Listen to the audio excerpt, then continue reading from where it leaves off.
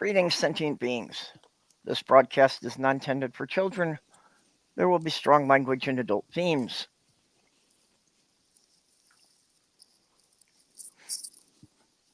Not for a minute or two, anyway. No, I'm going to Get try to wait a whole past- 10 minutes before I say anything dirty, so Perp can get monetized. A whole 10 minutes. Mhm. That's what they say. You got to be nice for the first 10 minutes. After that, you're home free. I have no illusions of my channel ever being monetized, even if I ever get 50,000 subscribers. Really restraining yourself there. It takes Just holding 50,000 back, are you? subscribers to get No. monetized? No, it only takes 500. I know I'll never get there because there will always be things on my channel they'll object to. And actually, I think if there aren't enough things on my channel for the executives to object to, I'm doing something wrong. Well, if it's filthy language, I don't know how a number of rather prominent channels manage to get away with getting monetized at all. To be honest. Well, hi, Stool. Hi, Mark. Hi, Yep. Greg. Yeah, Yep. Stool. Holy smokes. All you guys. Great seeing Well, yeah. And by the way, pie, what we kind of mentioned pie? Pie Stool was the first one here. Yeah, apparently Mark has you. some pie, too. Oh, that's right. That's Well, right. It's lemon meringue pie. Yeah, it's supposed to be lemon cream pie, but we got lemon meringue pie on the title card. Well, lemon prefer cream meringue. pie is just when the meringue doesn't turn out right. I prefer meringue. Or if Yep. you're going to go with the cream pie, I like banana cream. Mm-hmm. Banana cream. Not a fan of the banana cream. Oh, Greg had to run. Bye, Greg. Coconut cream's good if you don't have the little flecks of coconut in it. Uh-huh. I hate the texture of coconut. It just grosses me out. Yeah, I'm not a big fan of coconut either. But I love citrus, so lemon or key lime pie. Oh, my aunt would make a homemade key lime pie Mm, from the key lime she had in her tree. I For love key actual lime key pie. limes. Actual key limes, yeah. That's good. There's at Dollar General, there's this company that sells a slice of pie packaged as just one slice at a time, and it's way too expensive, but I bought one once in a while, and it's just so tasty. Key lime pie, oh, it's great. Oh, yeah. In fact, I think if I was going to have sex with a pie, it would probably be key lime pie. Okay. Not apple? No, no. I didn't like that movie anyway. But apple pie's all American. There's nothing more American than apple pie except maybe baseball. I think pumpkin pie is probably more American than apple pie. I just finished my last slice of pumpkin pie yesterday. Pumpkin pie is, the pumpkins are America, and apples are Johnny Appleseed from who knows where the hell he came from.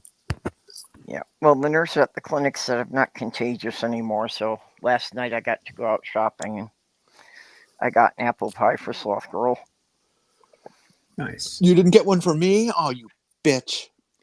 Yeah, I blew it 4 minutes. Oh, jeez. Try again next time. Sloth Girl the apple pie and the New York vanilla ice cream, and then I found out that she had no intention of sharing it with me. All right, that away, Sloth Girl. I had to steal a piece. It's like I went through all the effort to get it. She did bake it. It wasn't a pre-baked pie. She did bake it. Can you bake a cherry pie? Pre-made pies have gotten out of hand for pricing. I wanted to get a pumpkin pie before Turkey Day, and the store had this locally made. A company, not like Mom in her kitchen, a locally made pumpkin pie that was frozen, which is just fine. What a fucking $10.50 for a pie. Yeah, the Mrs. Smith's frozen pies are good. I just got lucky that they happened to be on sale this week. Well, I went and bought an acorn squash and some allspice and pretended Well, I put do it on love top of acorn cracker. squash. That'll do. Yeah. Johnny Appleseed, also known as John Chapman. American Oh, I pioneer. thought he was a communist from another country. He's an American pioneer, No. nurseryman who introduced apple trees used to large parts of Pennsylvania, Ohio, Indiana, and Louisiana. Illinois. Of course, there are people who say that Massachusetts is a foreign country, but they're Republicans. Blah. Yep, there, Mark Caesar's got it and says that he lived in Leomeister, Massachusetts. Hey, Skitsy. Leominster. Take it from a Massachusetts name, from a masshole, right here. Leominster. Okay, I So- wasn't quite sure where to break it. So apparently, the apple trees that he planted were actually a variety that were not intended for being eaten, according to something I'm looking up here. Oh, absolutely. yeah. Absolutely right. They were cider apples. Yep. That's what they were. Yeah, they were primarily for making cider so people would have something to drink that wouldn't kill them like the water did. And he also planted, along with the apple trees, is dog fennel, which became a invasive weed. Well, the British were known for that. We got garlic mustard, which is run rampant all over the country now. That just will take over like a urban park or something like that. It'll march in, and it takes 20 years to get rid of all of it because of the length of time that the seeds will sit dormant. Yep. The famous yellow starlings are all from the English. Dandelions are all from the English. So are red squirrels. That Okay. I haven't heard of for sure. I don't know. Red tree rats. Yeah, well, we had gray squirrels. We didn't have red squirrels in North America. But because they thought they were prettier, the English would bring over red squirrels, and it was one of the event things that, like at a really prestigious wedding, they would open up a hamper of these red squirrels, and everybody would watch the cute red squirrels scamper around. In Wisconsin, we had tasty squirrels. Really? Uh-huh. Yeah, they're like I've never rabbits had with squirrel. a much bigger tail. Was there ever a Granny Smith that was involved with green apples? I don't know.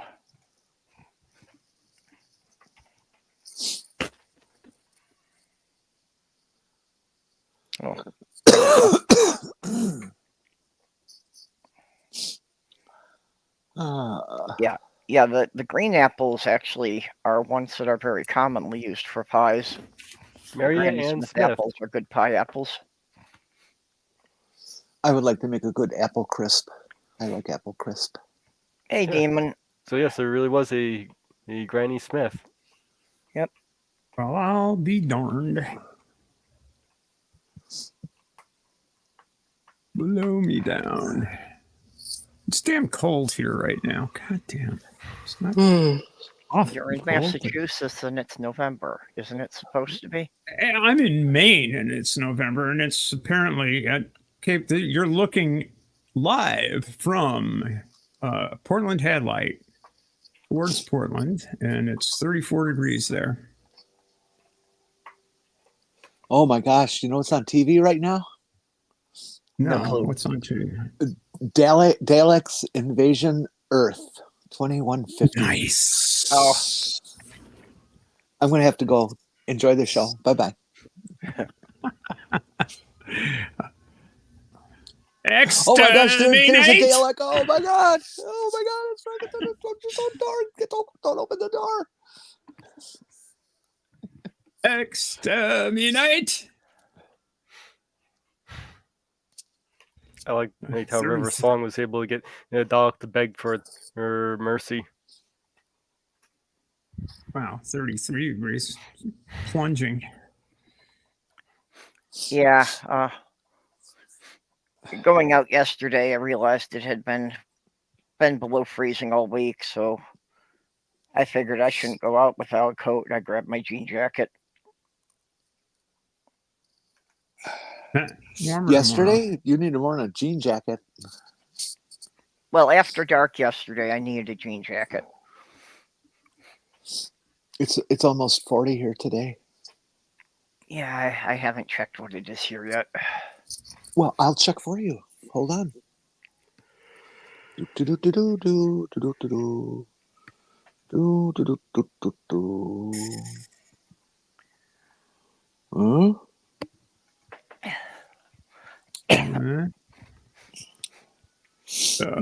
This was looking really special. I'm looking at the weather forecast. Chance of snow pretty much for the next week.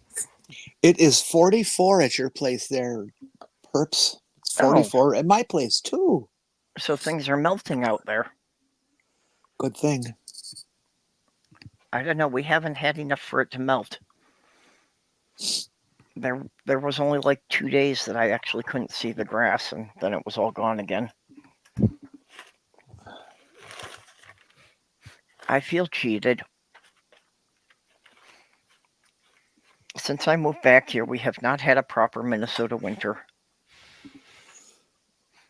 I think in the 3 years we've only had one snowfall that actually measured a full foot. Why would you want that? Yeah, 29. We know about your 29. Yeah, it's part of Minnesota. No, Mark Caesar. It's 29 is pretty nice weather. Yep. Well, it's actually a little too warm for me anyway. But it sure ain't cold.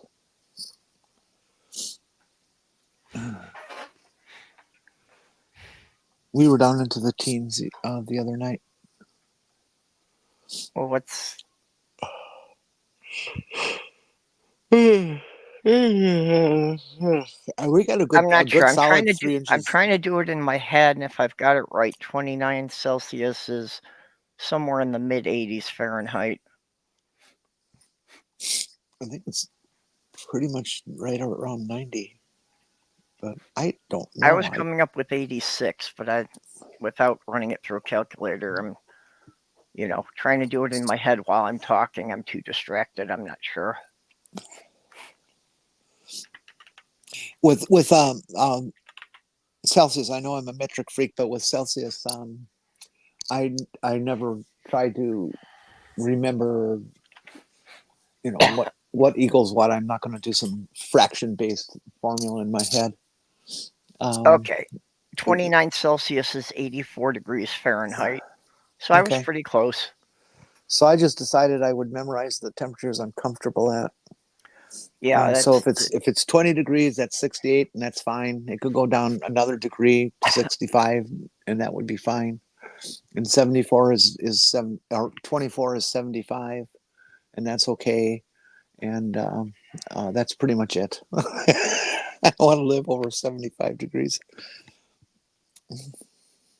Yeah, well, I knew that part of the calculation was multiplying by 5/9, and God, I fucking hate working with fractions. That's why I wish that we had gone metric, Fractions before almost, I was old enough to have my own job. Fractions almost kept me from graduating 3rd grade, I tell you. Yeah. I could still be in 3rd grade today if it was. Well, never mind. Well, when I was in like 4th or 5th grade in the mid-70s, they were telling us that this whole country was going to be metric by the time we graduated. And I am so pissed off that didn't happen, and that, doing carpentry for 40 years, I had to deal with all the inches and fractions. Well, It thank would have been Ronald so much easier Reagans. if it had all been in centimeters. That's all because of Ronald Reagans. Yep.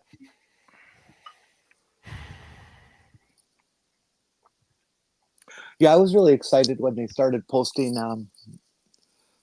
mileage signs on the freeway and metric, or both, to get people used to it.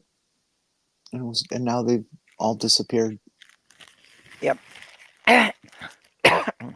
Yeah, I remember that through Wisconsin. I think Wisconsin was one of the first states to get them all along the It, interstate. I mean, it's why we have 1 and 2 liter bottles now, because the soda companies and bottling companies were going to get America used to it as they're part of it, and they didn't want to go back, so they're still 1 liter and 2 liter.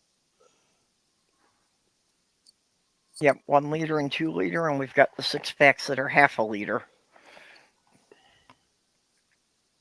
Oh, I don't know that. I never buy 6-packs of anything. So Yeah, the 6-packs of plastic bottles are 500 milliliters each. That's why each bottle. Okay, yeah. that's why they're that odd amount of being 16.9 ounces. Yeah. That I'm used to. I thought you were saying 500 for the whole 6-pack. No. That'd be little bitty cans. Yeah, those would be tiny. But then instead of a fifth, we've got 1.75 liters.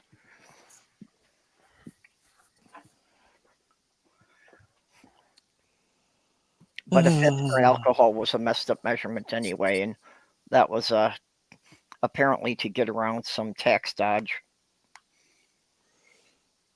And then there's a dram. I think I'll have a dram of scotch. Yeah, apparently we got fifths for alcohol because somebody had a law that you weren't allowed to sell more than a quart.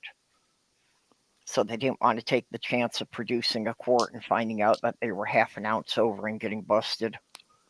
That's probably a good idea. Well, that's also why we have the baker's dozen being, 13. There was a law in England to keep the bakers from cheating people. That be, when they sold somebody a dozen rolls, it had to be above a certain weight. So rather than risk the penalty of saying that they had cheated someone, the bakers always just threw an extra roll into the bag to make sure the bag was above the weight. Just in case that batch of rolls had turned out to be a little smaller. Well, one would think that if it was 13 rolls, regardless of the weight, since it's 13 now, it doesn't apply to the law, so it doesn't matter if it weighs enough. Huh? I don't know. Have any of you ever made Irish soda bread? Nope. No. Have not. I was just watching America's Test Kitchen did some. Orla, honey, hi. Oh, hey, Orla. How's your mouth?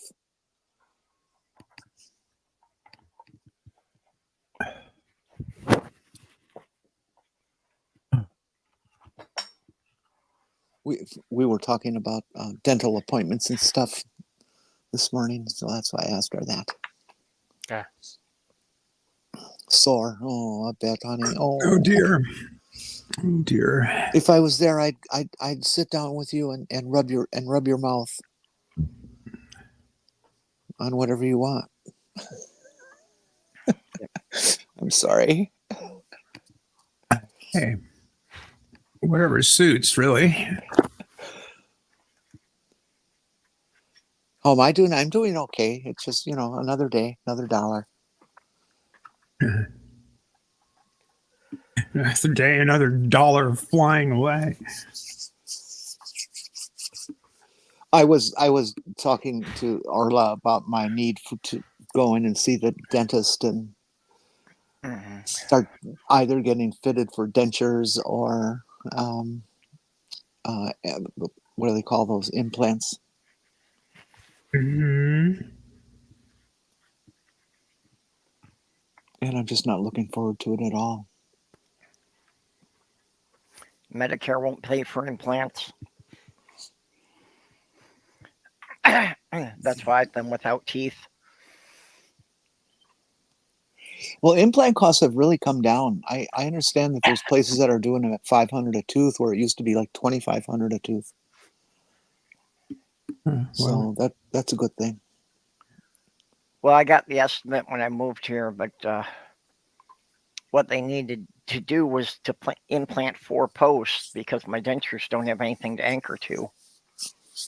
And to implant the 4 posts, they were quoting me $18,000, and the insurance would not pay a dime. Jesus. Yeah, it's outrageous, isn't it? Yeah, it is incredibly stupid that, oral health isn't covered by, except under the most outrageous policies in the world. Mm-hmm. It's disgusting. And then they get to charge you even more when they say, well, we got to extract that tooth first. And we got to get rid of that one out of there. And, but it's just fine. No, we got to Well, make they it cohesive. extracted all mine when I still lived in Michigan. I've been without teeth since before I moved here. Yeah, let's have a look at that mouth. I got to put another down payment on my Corvette. Yeah. Yeah, I've got boat payments coming up, Although I must say that the BMW, the dentists I've known all drove BMWs. So Corvette, that's our cut rate dentist. So you they're all always able driving. to pay them in trade? They're all driving Teslas now. Yeah. My thing is that if I have work done, I want them to yank all my teeth in the front. I've had these crooked, horrible, ugly teeth all my life, and I would like to get rid of them, and spend at least the last couple of years of my life being able to smile and not be embarrassed to death. I had a friend that had their front teeth taken out, and they have difficulty chewing now. Yeah, that's always a risk. I mean, Yeah, Orla, you have to wait until the dentist has finished fixing your teeth before you eat them.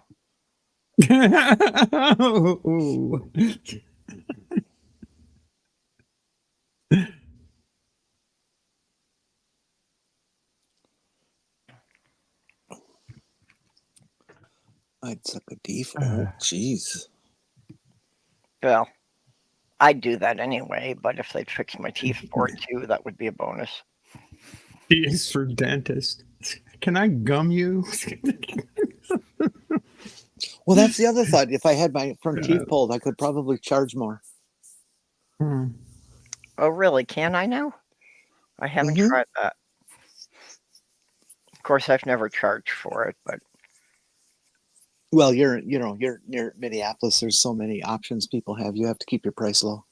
Competition. Yeah. I'm out here in rural land, and the only competition I have are like the sheep. So.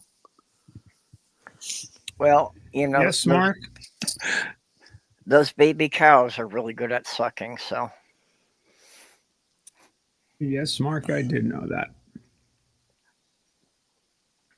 Impacted tooth, all kinds of infection goes straight to the brain. Yep, they've actually found that in many fossils. Many fossils they found that they believe that the hominids died of bad teeth. Well, they also know nowadays, of course, that the bacteria will also get into a cardiac situation with you. Oh, that's fun. Something's gonna get you. It's always something. Gosh. Thunder don't get you, then the lightning will. There's actually a link between rheumatoid arthritis and gingivitis. But they're not quite sure what the exact link is. It just seems that no matter what you do, you're still gonna die. Well, fuck. Who made that rule? I think it was that God character. He fucked up everything. Fuck God.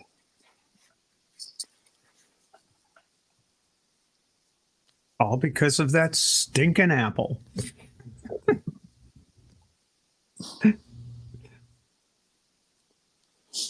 I still want to know how. I still want to know how it's perfect justice that when I was born, I was being held responsible for something ancestors did 6,000 years before me. Which is what? That's supposed to be perfect justice. How is it perfect justice? What did they do? For taking an apple off a tree. That's more than 6,000 years ago. Jeez. Yeah, not according to the Christians. Yeah, well, Well, not according to Bishop Usher. Hey, people, how old's the earth? Let's look at the Bible. Let's see. This guy lived till blah, blah, blah, blah, blah. And this guy lived till blah, blah, blah, blah, blah. Okay, so add them all up. Well, I want to know how he knew how old each of those guys was when his son was born. Oh, yeah. Yeah, good point. I'd like to know how the hell humans eating a fruit would cause the other animals to become carnivorous. Well, well, it doesn't matter. You don't have to know it. It's God's work, you know. Good old Ira Gershwin, as Ira Gershwin put it, Methuselah lived 900 years. But who calls that living when no gal ain't given to no man what's 900 years? Yeah, and Mark has a point here, too, that part of the problem is our jaw has shrunk, but we have not lost those wisdom teeth that grow in the back and crowd everything out. Hey, Orla, that's actually something I've thought about before. Who is God's mother? And she must be one badass bitch. Mm-hmm. See, I don't have any wisdom teeth in my head, never have. Really? You're one of the lucky ones, Yep. huh? Yeah, never have had any wisdom teeth. Weren't you afraid I went to a dentist once. Yeah, so that's why I've been stupid my entire life. Okay. Really. I understand. You know, it's you know, it's just my we still love you. Yeah. Sorta. I had all four of them, and my lower jaw was too small even without them. So even without the wisdom teeth, my lower jaw was all screwed up. Yeah, well, I mean, I've lost quite a few teeth over the years, and you know, it's getting down there. Well, how much is it going to fix? Oh, well, it's going to be $1,000 to fix that too. So let's pull the fucking thing out. Yep. I mean, I haven't got $1,000. What do you want me to do? It's like, well, I don't know. You got 70? Yep. Okay. I actually traded. I had years ago. I went to the dentist. The dentist said, "Oh, you got to have that thing yanked." And it's like, "Yeah, okay." So oral surgeon. Oh, yeah, okay. And I go to the oral surgeon, and he's, you know, does the Novocaine thing. And I'm sitting there waiting for it to get all numbed up, and he's sort of riffing on about how his car battery died, and I'm sitting in the parking lot, and I said, "Well, I've got jumper cables." And he goes, "Really?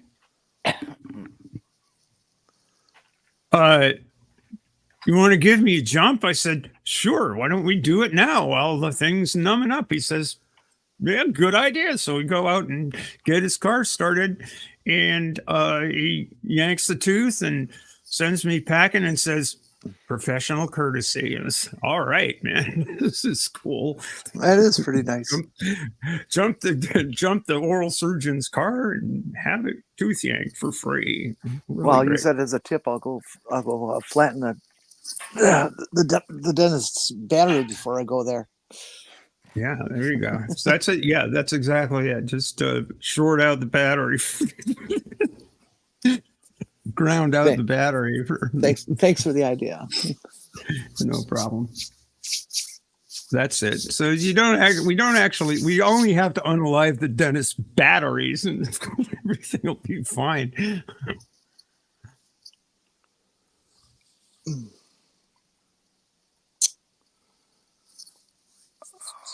So has anybody here or in the chat gone to see Taylor Swift's concert movie? No. No. None of I didn't even know there was one. Oh Is there a God. Donald Trump concert movie? Because I understand that Donald Trump is far, far more popular than Taylor Swift, according to Donald Trump. Well, yeah. Sure. Yeah, he packs them in all right. He does And pack something. I don't know what it's and he looks great in all those sequins too.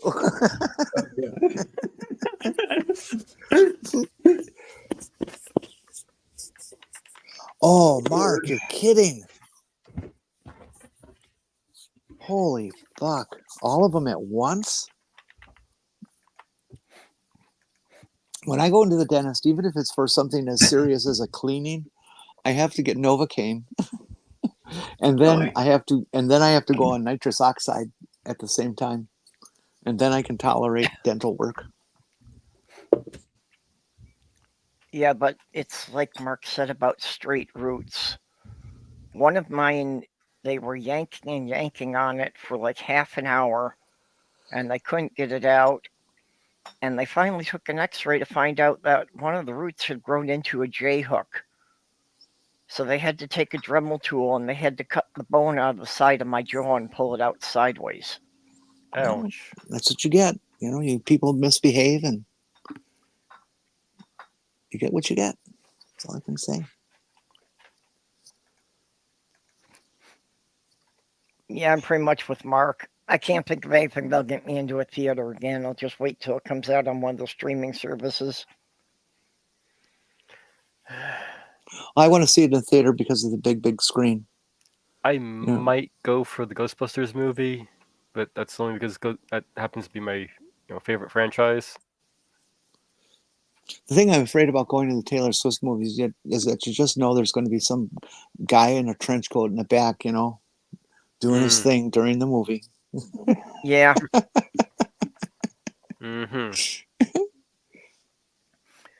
I didn't think of that until you mentioned it, but I expect you're right. Well, we just sit far enough away and you won't get sprayed. Hey, Randall. Or wear a rain hat or something.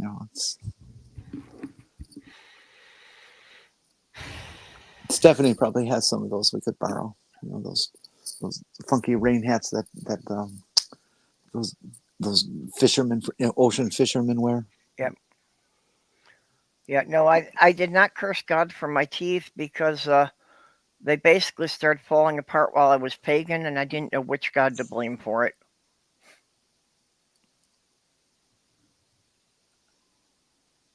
Boy, are there the huge number of God freaks on TikTok.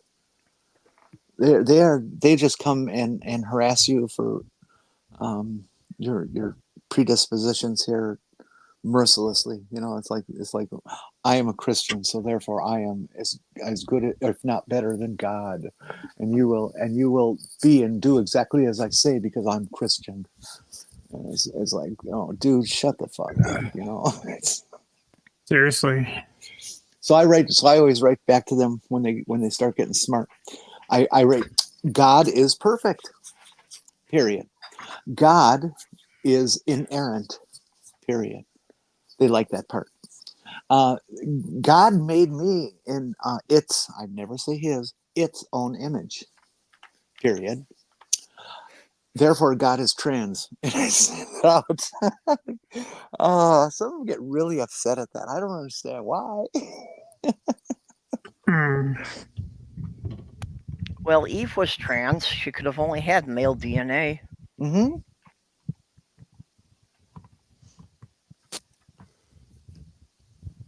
And Adam was the same DNA as, dirt. Yeah, well, that's actually, male DNA. I don't know. DNA is not necessarily sexed. It's the genes that are, and in the forming of the shape of the chromosomes and stuff. And Well, we do have Y chromosomes going away in a while anyway. So yep. Goodbye. And we do Goodbye, have boys. and we do have examples of people with XY chromosomes who develop a female completely with your female Yeah, away. So Science natural. no SRY gene will do science that is to you. coming to the rescue of the human population, though. They're working with ways to. They've actually succeeded so far, but it's got to. Scaling things up is always the problem.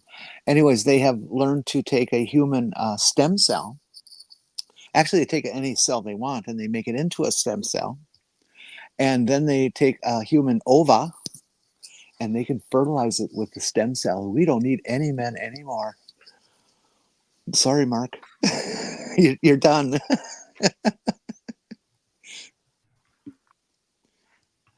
Mage, we'll keep you around because you're pretty cute and we like you. When are you going to show us your picture? I was gonna say it's not bad to keep a few men around. I mean, they can be fun. Yeah, that's right, Mark. You are the improved model.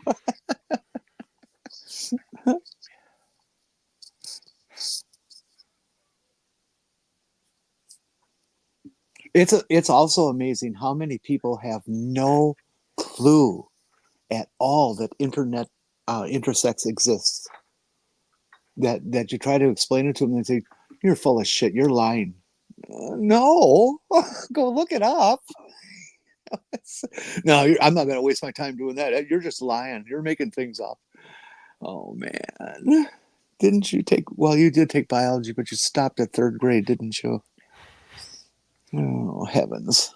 To be fair, if they were in a Catholic school, 3rd grade is where biology stops. If you're lucky.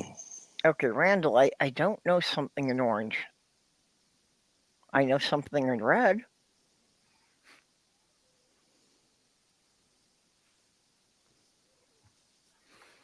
No, let's see if I can remember. I never remember them right, Orla. It's gametes. It's your chromosomes. It's your secondary characteristics. And I always forget the other two, because you only need 3 to, just to prove who you are. I don't need any to prove who I am anymore. I've got a driver's license that says female now. It just showed up in the mail yesterday. Yay. Yep. So the federal and state government officially recognized me as female. Oh, what do they know? Well, right now I'm having a problem because the county hasn't acknowledged this yet, which is screwing up some of my medical insurance. It's starting to bounce back when they try to send it through because the federal government changed my social security number and the county didn't. What? They changed your number? Well, no, they didn't change the number, but they changed the name attached to that number. Oh, okay. So now when they try to bill it with my old name attached to it, it bounces back as the name not being the right name for that social security number. Orla, you are so correct, and of course you know that, but man, you are so correct that people are just so freaking ignorant. And then they don't believe that they're ignorant. Oh no, it's XXXY. That's sex. That's male or female. Blah, blah, blah, blah. Dude, shut up. You really need to go back to college or go to college for maybe the first time, and get yourself to maybe a 200 or 300 level biology class, and then you'll understand a little more. Yeah, it's sad. And of course, they're Republicans.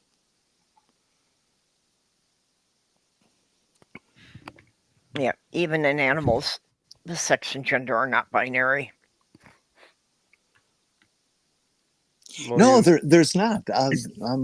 There's a number of mammals that do demonstrate either homosexual characteristics, and even outside the mammalian group of animals, there's fish. Some fish that can change sex Quite a number.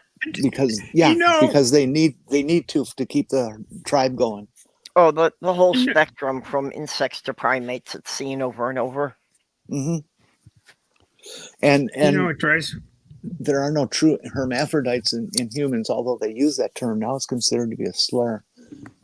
Because a hermaphrodite is a creature that not only has both sex organs, but it can actually fertilize itself, and that's what differentiates it from humans. Because there's never been a human who had some intersex condition that could also fertilize himself. So far, What drives me insane is the somebody will say something like, well, that's the exception that proves the rule, and it's like, no, that's the exception that proves the rule is incorrect. Yeah, I love these exception people. God, well, we don't go to hell with that. The exception that proves the rule. It's ridiculous. It means the rule. You're just making the rule up, and it doesn't suit your preference. It's just so stupid. Mark, fortunately, we live in one of the most liberal states, so I haven't had anyone actually challenge me about using the public toilets. The worst I've ever gotten is a couple of guys giving me sour looks when I go in or out. Although I have yet to encounter one woman who ever cared. It's only the men who care about this. Randall, you're absolutely correct, of course. I like to, at the end of a conversation with one of those types, I love to ask them the question, so who did you like better, Dunning or Kruger? And they go, what? But the people who understand, of course, get a good laugh, which is my audience, not them. Yeah. These exceptions people, though, what I wanted to say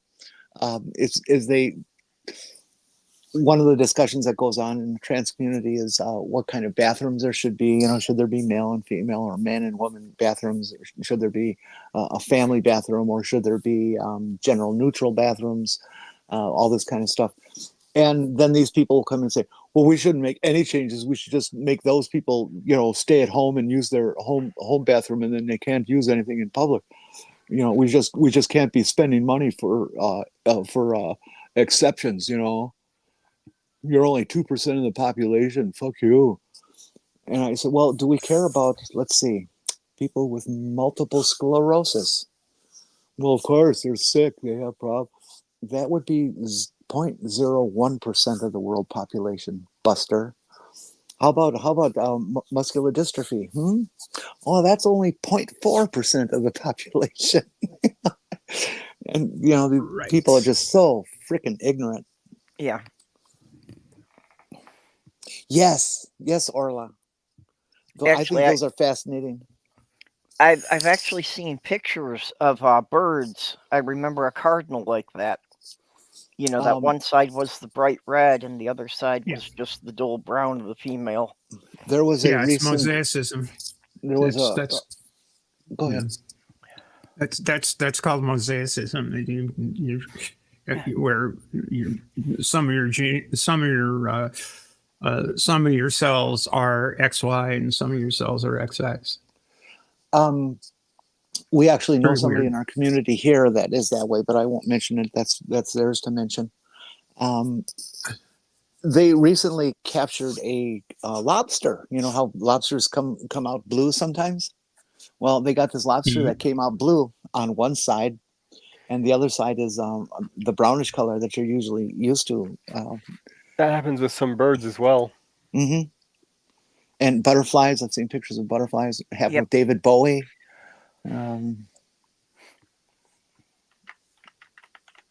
Isn't it heterochromic? In the eyes, heterochromic eyes or something like that, which doesn't make sense because hetero means the same as, and they're certainly not. I think heterochromic eyes are really pretty. I like them on people. I like them on dogs. They're just neat. Yeah, I think Jenny means like when a cat has two different color eyes. I think heterochromic is when you have two different colors in the same eye. It could be. I don't know for sure. I've never really bothered to pay attention. No, Jenny is right. No. Heterochromic is a term used for cats that have two different colored eyes. No, yeah, it's two different colors. Yeah, you're right. Well, and everything would be that way. Dogs, I've seen Siberian Huskies are particularly popular Yeah. doing that. Yeah, no, I just Googled, what is it called when a cat has two different color eyes? Just to Weird, see if man. that It's was the called right term. weird, It's a defect, man. That's the other thing they love to. Man, you're just all defects. We shouldn't care about defects. Oh yeah, like all those children when they're born without a limb or two. Do we ignore them? Huh? Do we put them in the wastebasket? It's remarkable that some people believe that there's only one way to be human, and that's it. Anything that's out of the ordinary is a defect. Well, I'm not sure that's true. How does that work? It's not. They're not defective. It's a variation, and whether it's good or bad is up to the individual to make a judgment. But even if a kid's born with no arms and legs, it's not a bad thing. It's just a very difficult life that they're going to have. But it doesn't make them bad in any way, shape, or form. Yeah. Stephanie just said the term for that when an animal is, split in half one color and half the other color because of gender difference. The other commonality that people just don't understand, general public, I'm always speaking of with these guys, is hermaphrodite. The word hermaphrodite. They think that that's synonymous for intersex, and it's not at all. It's just not. It's like I said, it was considered a slur, but these people just hang on to it because they don't want to actually have to change their thinking. Yep. Snails are hermaphrodites because they can impregnate themselves. So are earthworms. Although I don't know if they impregnate themselves. I know that they might make a decision when they get together. I don't remember. They don't necessarily have to impregnate themselves to be hermaphroditic. Well, that's one of the key points to differentiate them from a human who is intersexed is the ability to self-impregnate. Yeah, I'm pretty sure I can't get pregnant at all, either from myself or anyone else. No, you're just plain fucked. Yeah. Actually, if I could get pregnant from myself, I doubt I would have made it through high school without that happening. I'm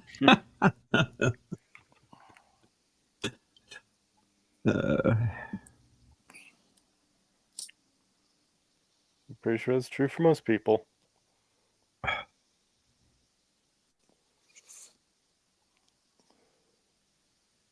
Boy, you want to hear of a really bad ripoff situation that just happened? Oh, what? Now, none of you will care because it's about cigarettes. Oh. But my particular brand of cigarettes, which was American Spirit, notice I said was, jumped from an outrageous $10 a pack to an even more outrageous $14 a pack. Mm-hmm. So I don't touch those anymore. It's the same brand my late fiance used to smoke.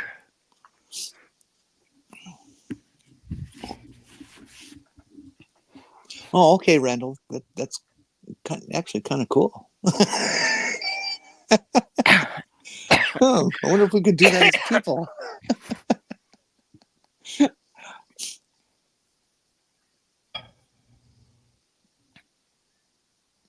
So, Perp, I'm sure you saw him. I don't know. Mage certainly could have if you chose. Did you see some of the pictures of those very muscular women I put into the Twitter DM? Yeah. Yeah. Yeah. Now let's get all these Republican freaks to explain to me how they don't have an advantage themselves. I mean, folks out in chat, if you haven't seen some of these very serious weightlifting women who really tone for dead serious. I mean, they have fucking biceps the size of my thigh. They're just incredibly tough. You look at women who are, Olympic competitors. Well, did you see my response on that? I was actually discussing this subject with somebody else on Twitter on the shitter here on the subject. So, Oh no, I didn't. What'd you say?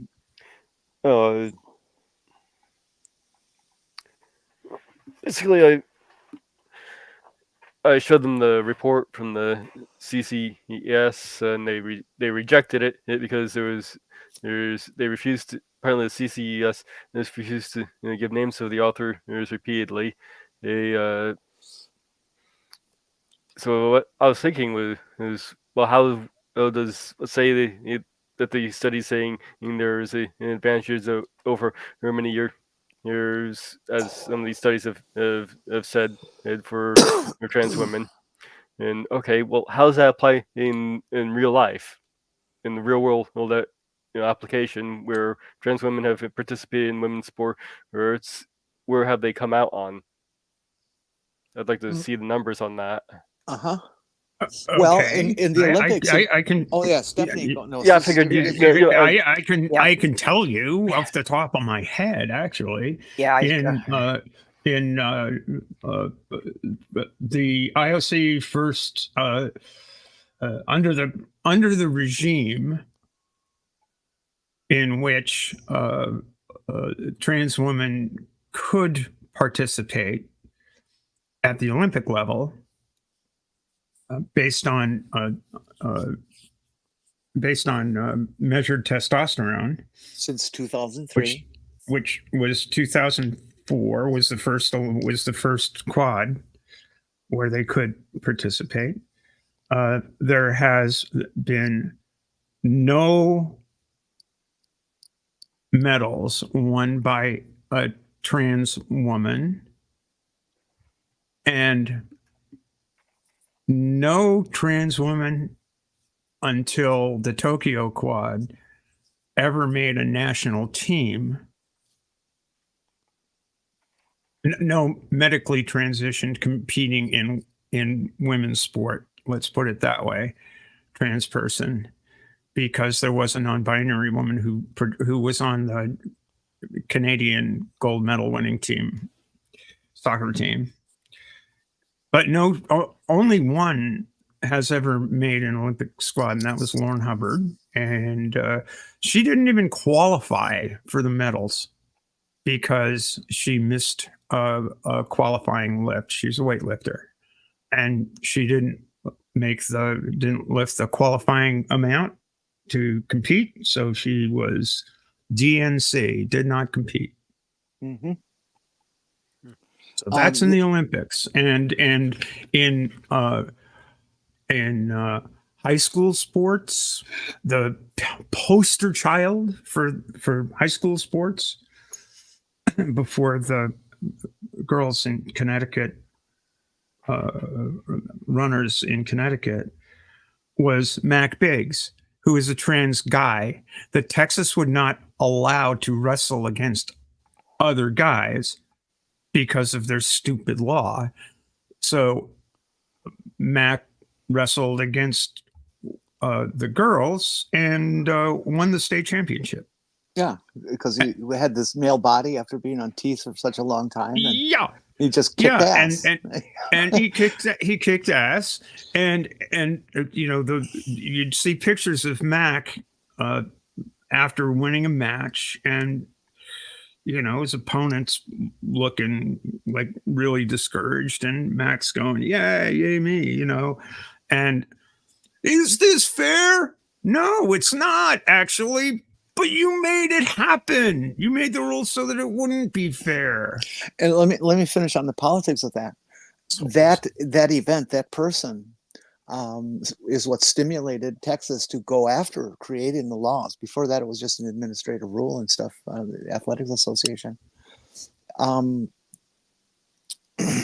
so they fucked around for a year or two, hammering out this bogus law for one person, and that person was out of school before the law was passed. And so they did all this, wasting of money and time for a couple of years doing this for no reason whatsoever. People then say, and I'll let Stephanie grabbed this after. They say, well, they should just let them make them have their own league, you know, all those Which trans doesn't people. work. Which, well, yeah, because there's like 5 athletes. Well, in Utah's legislation that they passed, and it's like we've got to compete on, you know, with the sex assigned at birth. There was only one kid in the entire state for whom that was a practical issue. One kid.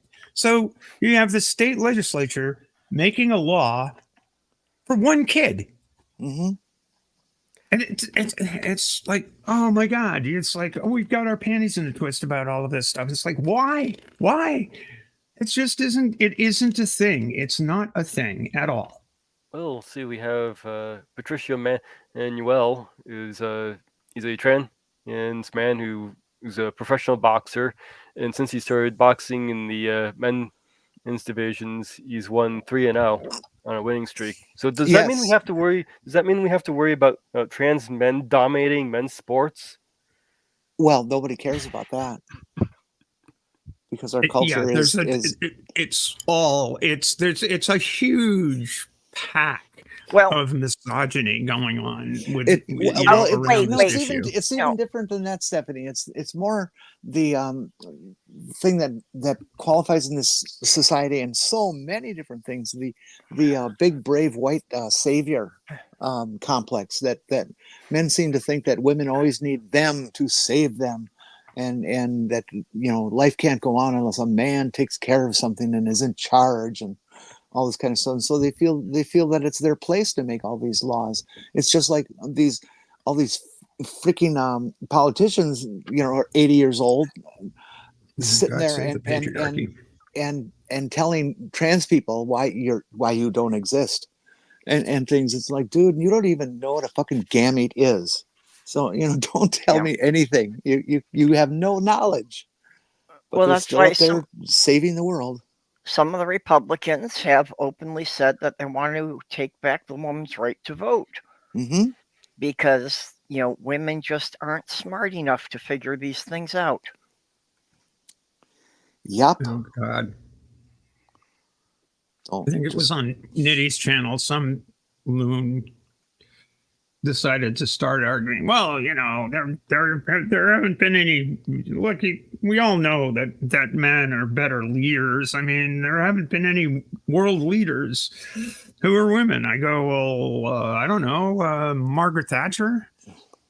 And he goes, oh. You mean that racist? And I said, well, yeah, Margaret Thatcher was pretty racist. Yeah, I'll agree with that. And he's going and he thought he was thinking all the time, Margaret Sanger. Oh no. and it's like, oh yeah, but no. It's like, I guess all the Margarets are the same. Oh, that's funny. The guy was so, you know, speaking of ignorant, you know, just what in the world, you know? I was sitting there nonplussed. It was on Nitty's channel. This guy wandered in from the cold. He's going on and on and on about how superior men are in every single way.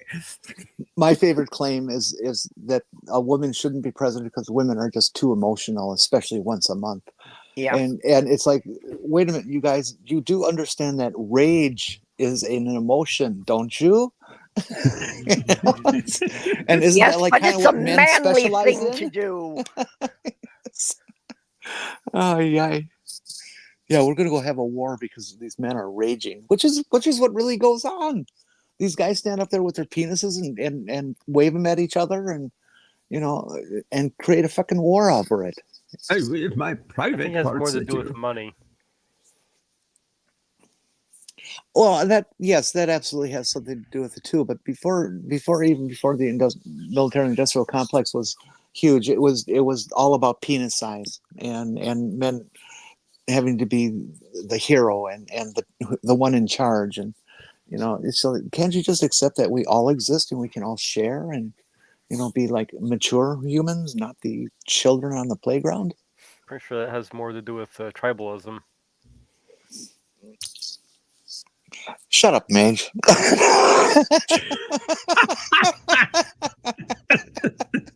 Yes, you're right. Captain. You let one cis man in here, and it just screws up the whole conversation. We're trying to convert these people to a certain dogma. Huh? Just relax. No, Mage is absolutely Yes. correct that it comes. Yes. It is based out of the tribal thing. But what causes the tribal thing? Okay? Well, the tribal thing I don't is, know. Ask Posey Parker. the tribal thing is an instinctive fear of anyone who's different, which in an evolutionary sense made sense, because if you kept anyone who was different from your group away, there was less communicable diseases and things like that happening. Well, and okay, there you got that tribalism and a tribalism rationale. But then on the other end of it, that doesn't even get discussed is, oh, but then these guys went out and they, fuck these Neanderthals, and like that's different. They're Neanderthals. We all have Neanderthal in us. Every one of us has some DNA. Well, not everybody. Yes. No, they've revised Not that. all. Well, every European more than likely, but not. But that's because men who are different are dangerous. Women who are different are exotic. Oh, is that what it is? I must be exotic then. Well, you certainly are. I mean, we all know that in Republican states, they search trans porn more than other states. Mm-hmm. The South is known for their When They I definitely find us exotic. I will say that I carried my birth certificate with me when I was traveling through North Carolina when the bathroom bill was in effect, just in case somebody had a problem with it. I was like, wait a minute. It's like, look, right here. It's like, Yep. what are you talking about? That's the one Go to thing hell. I still need to work with, is I still need to get a new birth certificate. Because that's dealing with the state of Illinois for me to. Well, I thought Illinois didn't allow that until after a surgical intervention. From their website, I don't find any mention of that. And actually, there was a new law that they passed just this year, apparently, to make getting birth certificates updated even easier. Oh, well, good for them. They streamlined the process so there isn't as much paperwork involved. Massachusetts used to be that way. Massachusetts used to require that, and they did when I had my certificate corrected. But they have since changed the law so that's no longer the case. Illinois has really made progress. Illinois used to be thought of as this extremely Republican state, except for Chicago, of course. Just rigid beyond belief, and much of it still is, but they've really loosened up, and it's really getting to the point where that whole northeast corner of the state is really liberalized and become more human. I think personally it's because the Bears have turned into such a horrible team that it's well, the Bears. Well, since you mentioned that whole, there are no female world leaders. I pulled up a Wikipedia list of elected and appointed female heads of state and government, and during the entire time and since then, I've been still scrolling through the list. Oh, really? That many? I knew there'd be a list, but I still haven't that reached many. the bottom of it either. Wow, I didn't know that. Do they have a number on it? Can you tell us a number? No, they don't have a number. It's broken up into different But it's more than 20. Hey, Greg, welcome back. More than 100? Yeah, definitely. Oh, cool. Okay, Well, I didn't know that. I mean, how many queens has England alone had ruling? Depends on whether or not you count that one trans person as a queen or a king. Well, okay. Being trans doesn't make someone a queen. Only being a flaming gay makes them a queen. No, I was only kidding about the trans royal, but there I know. was a trans Caesar of ancient Rome. That is Yes. documented. Elagabalus or something. Yeah, something like that. Yeah. Also, apparently, one of the pharaohs of Egypt was also a woman because when the pharaoh died, his sister took over, and she wore a fake beard. Mhm. Oh, really? That's an interesting tale.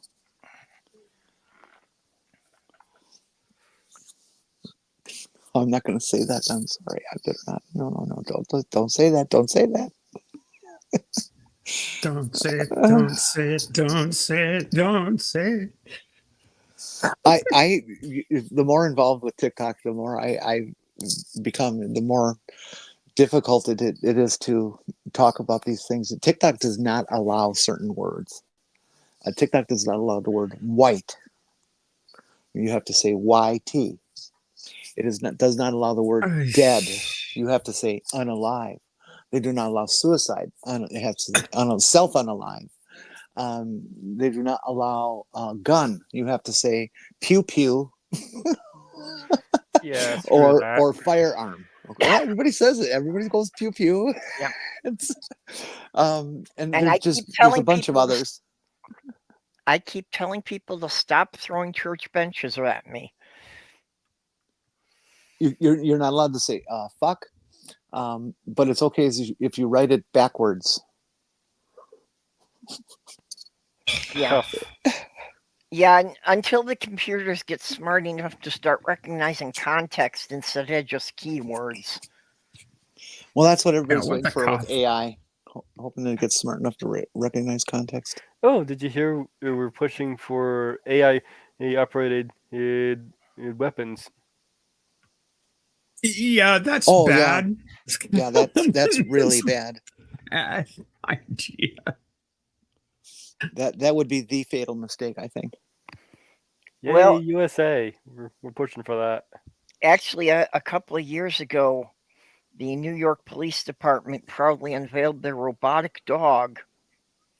So Mhm. yeah, they were all set to unleash an AI robot on the streets to apprehend people. No, that was not an AI robot. Well, No, they that called was it no, they called it AI at the time, but that was a couple of years ago. yeah, no, that was just real good programming and remote control. Which and those and the bomb sniffers and stuff make a lot of sense. Why should you put a human in a situation where they could get blown to Yeah. bits? In specific applications, yes, they could be useful. Of course, there are some machines that are more valuable than some people. Oh well, never mind. Well, unfortunately, we have some people who have not demonstrated them to have any value beyond protein, but I missed that from MidAmerica interspecies. I like it. yeah. Actually, I had that in the Right, Twitter group for a while. I had the name as being interspecies cohabitation. Hey, is there something going on with your group name and stuff on TikTok? I mean, Twitter. Usually there's like the name of the group, and then there's a line under it, um, of whatever sort. I never tried to find a commonality of what they say, but there's always a second line, and all of a sudden, um, your MidAmerica group only says MidAmerica in one line, and it's blank for the rest of it. It doesn't show if somebody's written something recently or anything like that. That must be something that Twitter's doing with the app, because when I look at through my browser, I didn't notice any change. Yeah, it still says Mid-America interspecies cohabitation. Yeah, but is it on one line or two? Well, it's on one line. Yeah, see, that's what I mean. Is the second line is missing, and usually there's the first line or two of something that somebody has written that's fresh that goes up there too, for like a third line. But that isn't showing up either, and you're the only group that's doing that. That's an Everything app else is thing. normal. I don't see that in the. Okay. Yeah, I hadn't noticed anything change recently.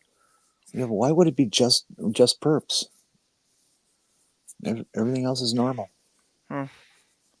Well, I am glad then that I am the exception, because I certainly don't want to be normal. Oh yeah, that's another big buzzword with the haters. Well, you're not normal. Wait, Orla, Okay. what was this about autism? Is autism a word they won't let you use now, or what? I don't know. I mean, it could be. There's so many weird things that you don't think about. It wouldn't surprise me if it was one they started to flag. Stool, if you're normal, I can't be friends with you anymore. I can't deal with anyone who identifies as normal. Bye, Stool. See ya. It's been nice knowing you. Normal. Why would anyone want to be normal? I've never been able to figure that out myself. I don't even like people. Huh? I was just looking at what Orla posted in the DM group here. Okay, I went to look at Twitter and I didn't see what she had posted there. Bunch of Forrest Valkyrie stuff. Ah. I'll have to check that out later. Okay, yeah. Orla says that TikTok does not like the use of autism or autistic. Oh, screw TikTok. Yeah, that's wonderful. So, basically I can't talk about myself there. I just finished spending a week in TikTok jail because I said something. I don't know what. They never tell you what you did wrong. They just throw you in jail. And I wasn't allowed to be on any live for a whole week until 4:40 a.m. on Saturday. Yep. I remember you counting that down last weekend.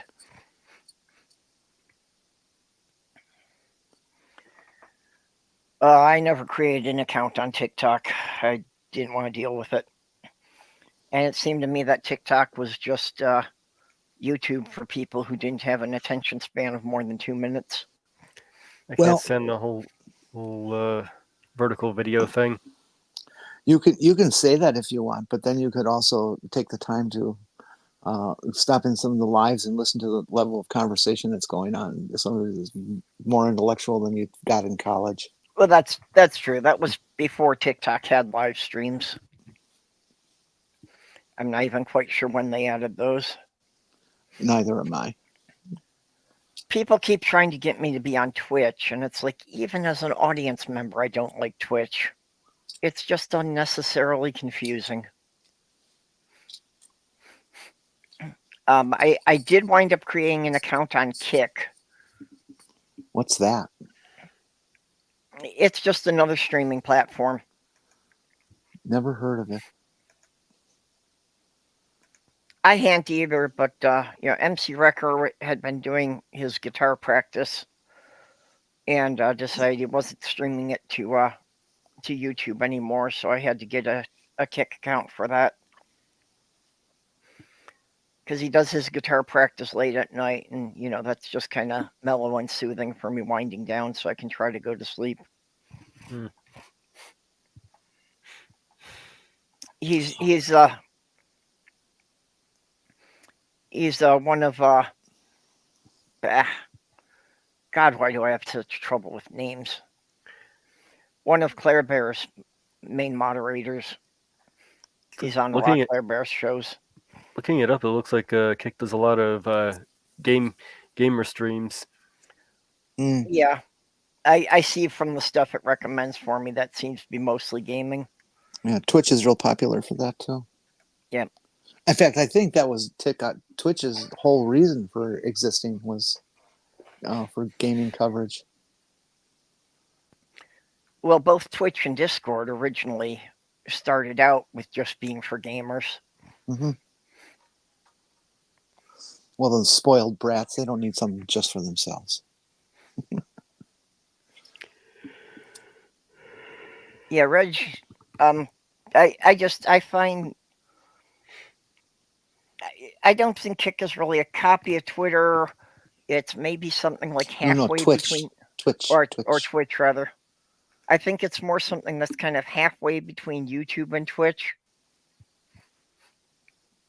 Well, the, I find it easier to deal with than Twitch. the reason I think TikTok is so successful is the lives. Everybody has wanted a thing where people can get together and talk live. I mean, that serves everybody's ego really well, and they've been looking for that sort of thing. Yeah. And Twitter has tried to do that with their what do they call it, groups or something like that, where random people can get together and talk about one specific topic and things like that. But it's not that well intended. People aren't really into it. Yeah, it never took off on Twitter. The other thing that everybody misses on TikTok is there are some brilliantly funny people on TikTok that just do some humor that will rip your heart out. It's so great. And then there's some people who think they are, and they're really, really bad. But there's a lot of really good quality people on there.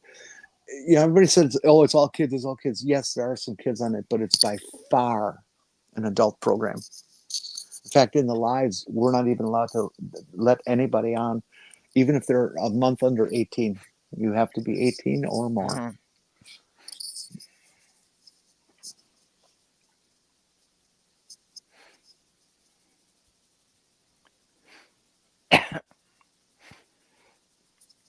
Okay. I just know for me that, for Twitch, even when somebody's like invited me to a stream there seem to be extra steps to getting into the stream. No, once to get you going there is, but once you have your account and you start having your favorites, you get a page that shows your favorites and you click on it and you're there. Yeah. That's not what I was finding. Even after I had an account and there was basically only one person I ever went there to see, it was still seemed more confusing than just hitting a link. Well, they on that page, they also give you options of other people who are doing something similar and that sort of thing. But your choices are always first on the list.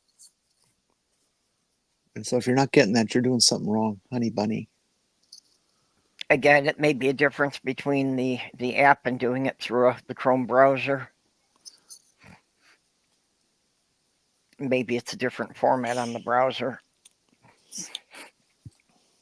I've noticed more and more places I'm having trouble using the browser because now, they do the mobile app first, and doing anything for the browser is an afterthought. And trying to adapt something that was created for a cell phone onto a full screen computer seems to cause problems with where to click. Bad programmers. Well, I think it's mostly that, companies don't think that there's a big market anymore for the actual desktop computers. So they don't want to put the money into it, and instead of like having a team to adapt it to the browser, they just give it to one person, and they put it out without really error checking. Did you guys see that that other video I posted today of that very young woman who is absolutely a master with a stick? I don't know what they call that weapon. Mage, you might know. You're so smart. It's just a long pole, maybe 6-7 feet long, and Staff. Okay, fine, a staff. Yep. She's just unfucking believable what she can do with that thing. I saw that early this morning, and yeah, that's amazing reflexes to be able to catch it like that. What a total fucking turn on. Oh. I did share it out on Twitter, so if any of you are looking for it, you should be able to find it there. Yep. Thus proving that a woman doesn't have to be trans to kick a man's ass. Mm-hmm.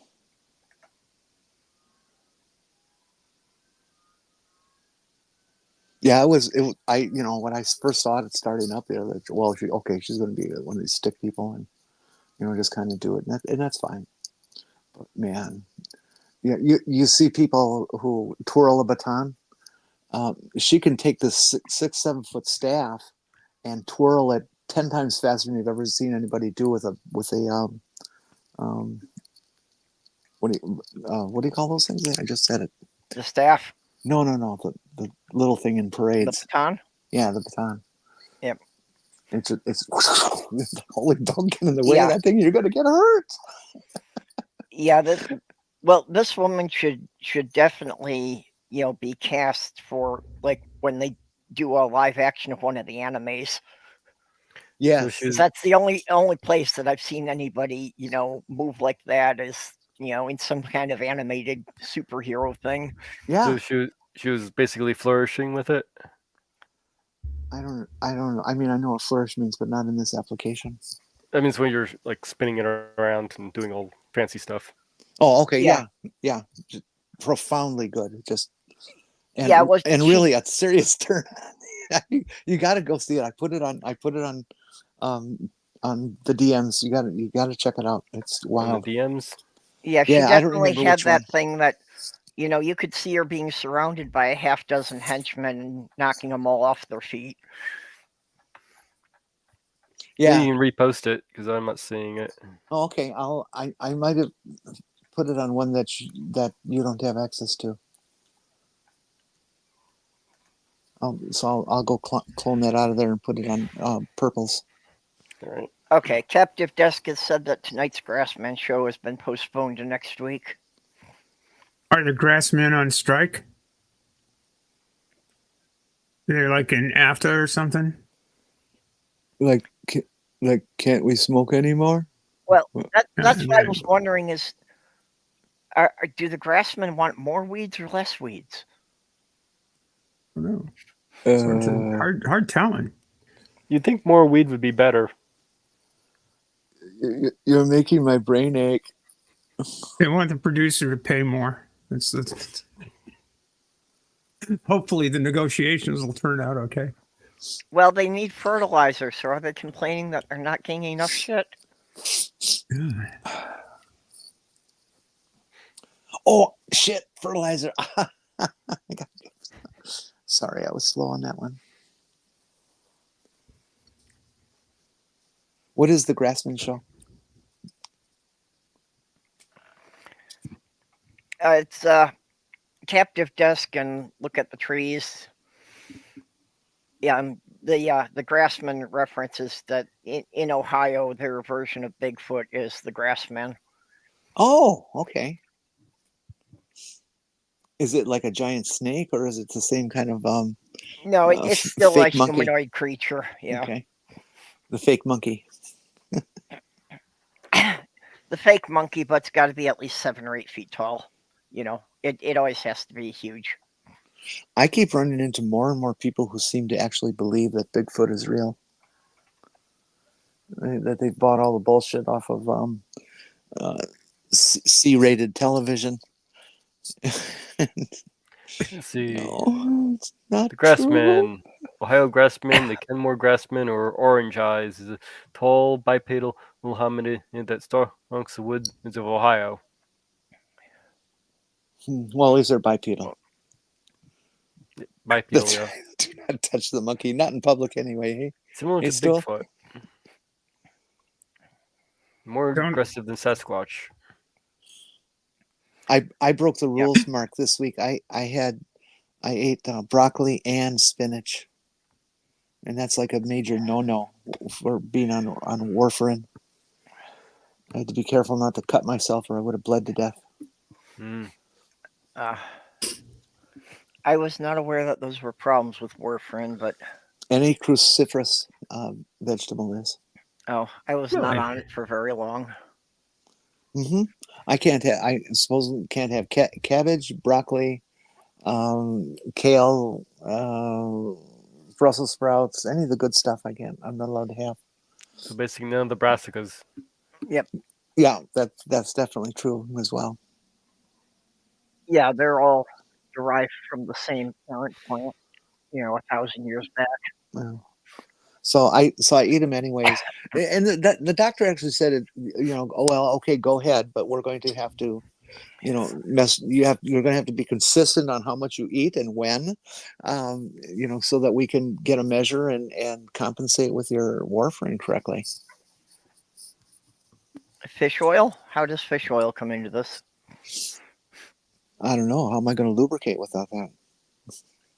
Oh, God, the good one. There's somebody we haven't seen for quite a while. Huh.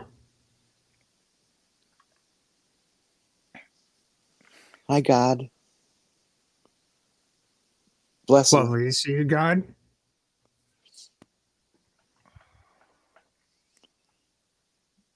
I'm going to give Where's your name. Dave these days?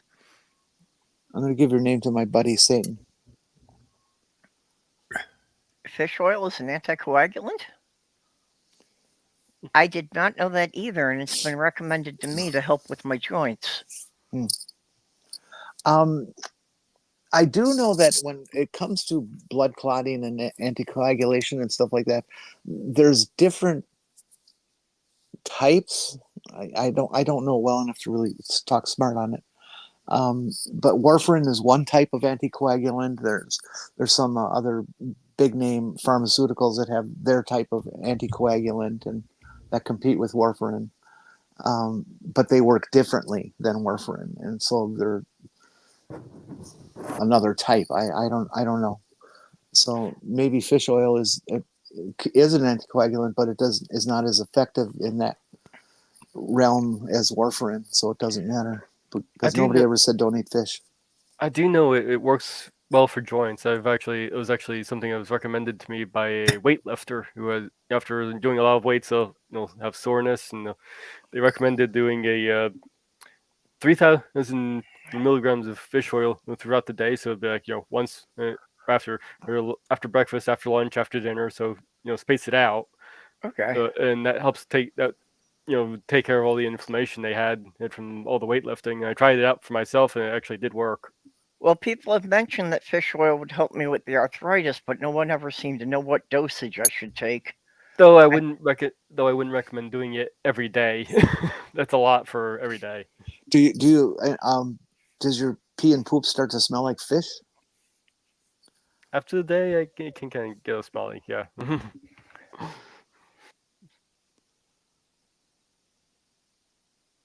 Yeah. Uh-huh. that can be a particular problem with women, it's not necessarily a good thing to do. I have questions about that for after my surgery, but just watch how much fish you eat and yeah, no, it wasn't about the fish, but yes. hygiene is a whole new trip, Yeah. buddy. It's Yeah, but that's the sloth girl can't use any NSAIDs because the chemo drugs are already an anticoagulant. uh-huh. So she can't have anything that's a blood thinner. Otherwise, she basically would develop hemophilia and she could bleed to death from a paper cut. Oh yeah, that's another good evidence for what I was just saying. Is I take the warfarin, but I also take an aspirin as another a complement to the anticoagulant of warfarin. Showing that there's a different type. Yeah, well, I'm on the aspirin regimen just because that was recommended just based on my age, that it could help my heart, and it certainly doesn't hurt the arthritis to have the aspirin. So I take one at bedtime. Are you doing a whole aspirin or like a 80 milligram baby aspirin? No, I do a whole 325 one. Yeah, I have to cut those in half. I'm supposed to do a baby, but they triple the price on those damn things. Yep. And I'm just not going to spend it, so I cut one in half. And the doctor says, "Well, that's okay then." Yeah, well, I figure the extra dose doesn't hurt me, and it helps loosen up the joints at night. And that's part of the problem I have falling asleep. Is if my knees are aching too much, it's going to affect me falling asleep. Well, you should come down here and see my doctor, and she'll give you some heroin. No, What? she'll give you What? my hydrocodone. I'm on like a lifetime dose or prescription of that. Although I was concerned about it, and so I wanted to cut it back, so I cut it in half, and now I'm only on 5 milligram tabs instead of 10.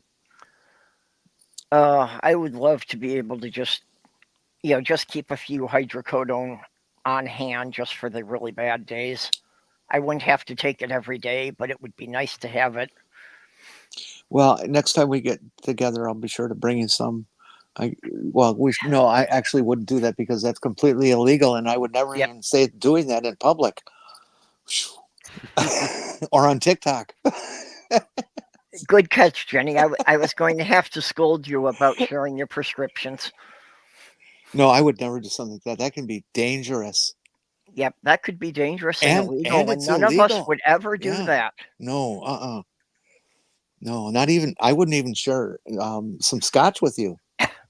I have never ever tried to take any of Sloth Girl's medicines hoping they would help me sleep.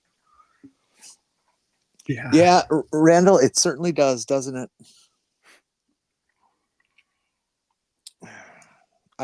My bypass was a triple. Did you have something other than a bypass?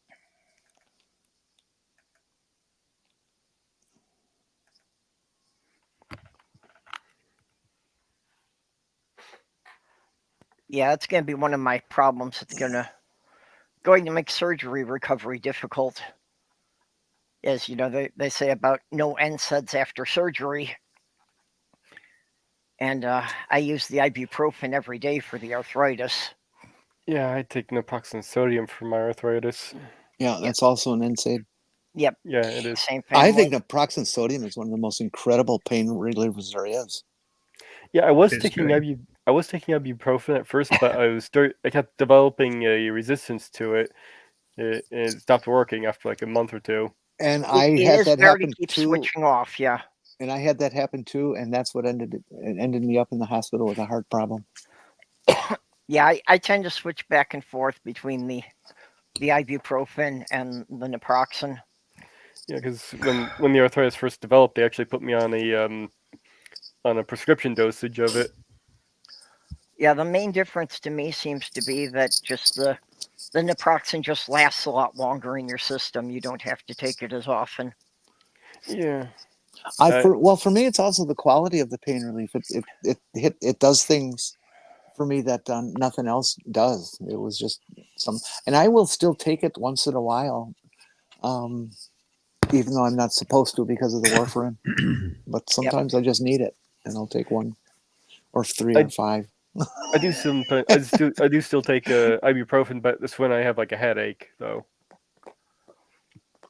Oh, No, it doesn't help you with a headache? Ibuprofen seems to work better.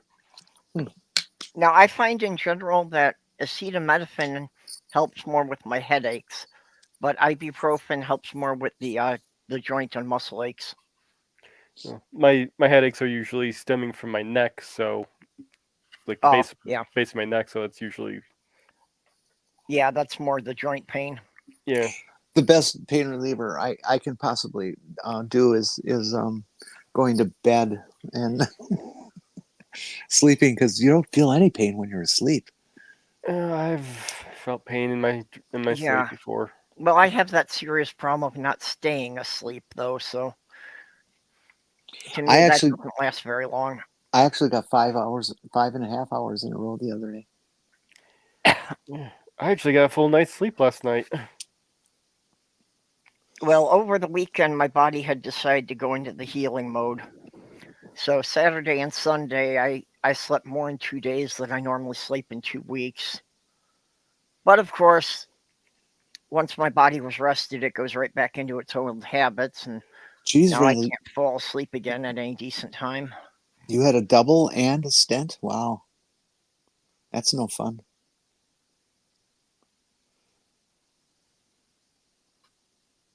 Yeah, I remember when Randall went back for the stent. That was scary. It's actually kind of neat how they do stents.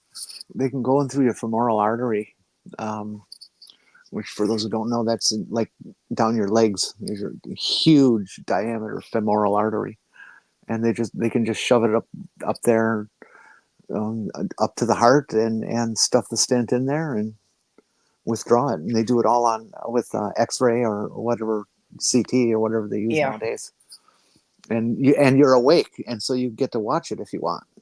And that was kind of fun. I can see them going, for the largest artery, but it seems that starting in the leg, that's a long distance to push it all the way back to the heart. Well, I'm sure it's because of the volume or diameter of the femoral artery. Yeah. That you're able to get in there with no problem and have a lot of slop factor. Yeah, I'm sure that it must just be because it's larger arteries all the way up for them to push the tool in. Mm-hmm. Yeah, if you ever cut the femoral, you only got a few minutes left. That's pretty bad. There's also that artery bundle in your armpit that if you cut through, you forget it. You're gone. It ain't gonna work. Okay, this is not how to advise anybody. No, Yeah. I'm speaking what people have to be careful of. Yeah, no. It's entertainment purposes only. So careful when you shave. Yeah, I Don't cut go my too lip. wild. You don't want to go see. You don't want to go see Sweeney Todd for that. I cut my lip shaving yesterday, so I'm glad that I'm wearing a mask all the time anyhow, because I don't want anybody to see this until it heals.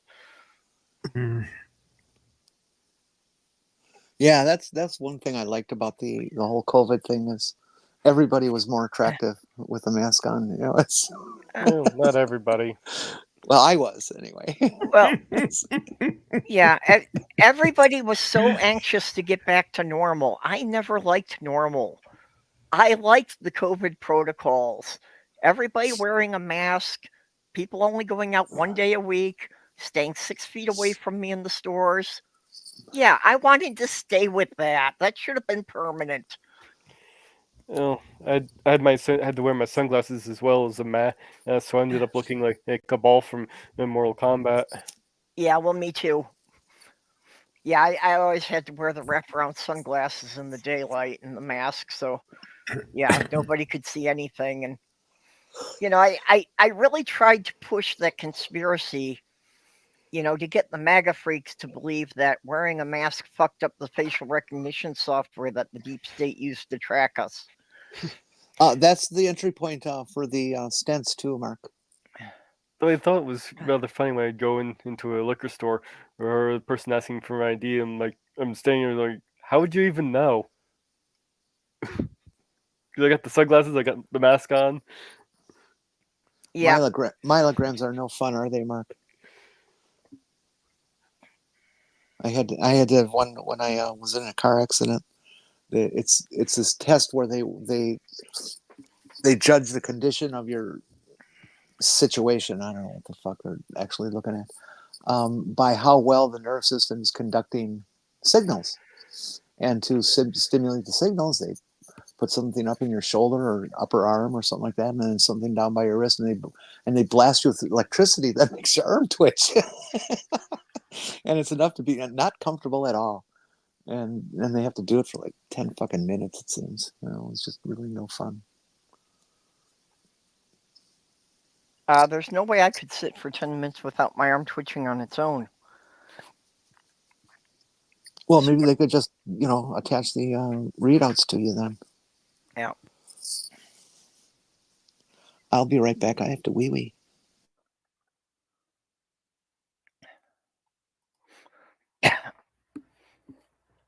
Yeah. Yeah, Mark, the last woman I lived with before meeting my late fiance, she had a lot of back problems, and she had to have that, two of them trying to inject it right into her spinal cord. Yeah, I got scoliosis myself. I'm supposed to do stretches every day to help keep it straight. Yeah, she had like 3 compressed discs in her back, and they were trying to straighten it out again. I do feel it when it starts to pull, though. So at least I know when to start really focusing in on it.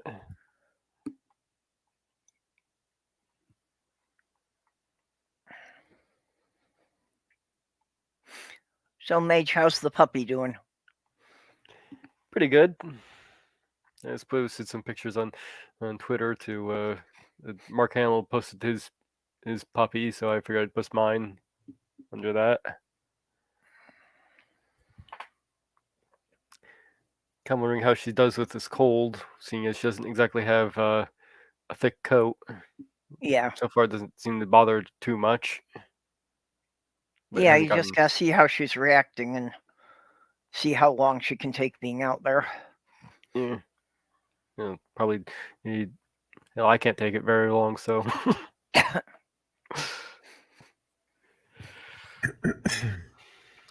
It's one of the reasons I've always preferred the sled dogs because they're just more adapted to the climates I've lived in. Love huskies. They're just not very good dogs for Florida weather. Well, and huskies will yowl. If you have a husky, and if anyone else has a husky within half a mile of you, they will talk to each other all night long. I remember this woman that my dad dated for a little bit that had a husky, and along with a few other dogs. And it was the one dog, I think it was a German Shepherd, came walking by, almost stepped on the games console I was playing. Like, careful, don't step on it. And the dog comes up, the husky comes up, and roar, roar, roar, roar, roar. Like, yeah, you tell him. And the dog looks over at the German Shepherd, goes, roar, roar, roar, roar, roar, roar. Yeah, when I lived in St. Paul with my ex, we had a chow chow. And she just loved the snow. She would just lay there on the deck perfectly still while it snowed until there was nothing left but a snowbank with a little black nose. You basically couldn't see her at all except her nose was sticking out. And she would just, had no problem laying there for like 2 hours with the snow accumulating on her. Are you talking about Sloth Girl? No. If Ginger Sloth Snap. Girl, if you're listening, Sloth Girl, that was a little "I love you" comment.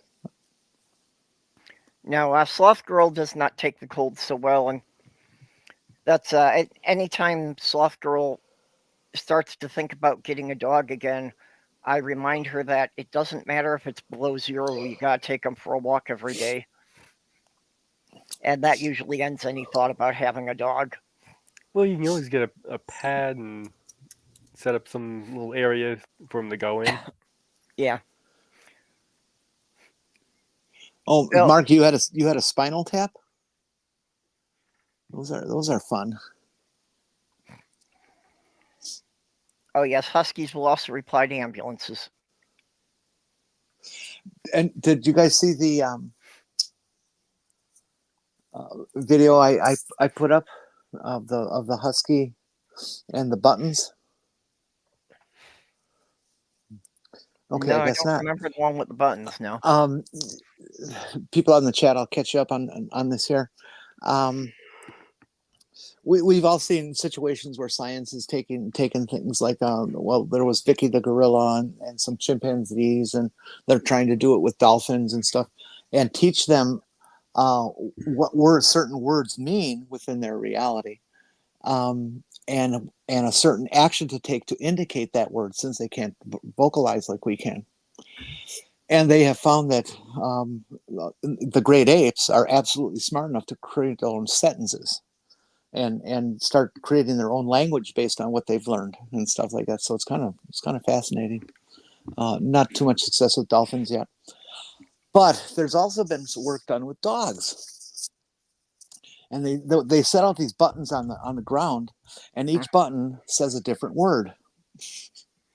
So they trained this dog to have a bunch of words. It looks like there's eight or nine different buttons.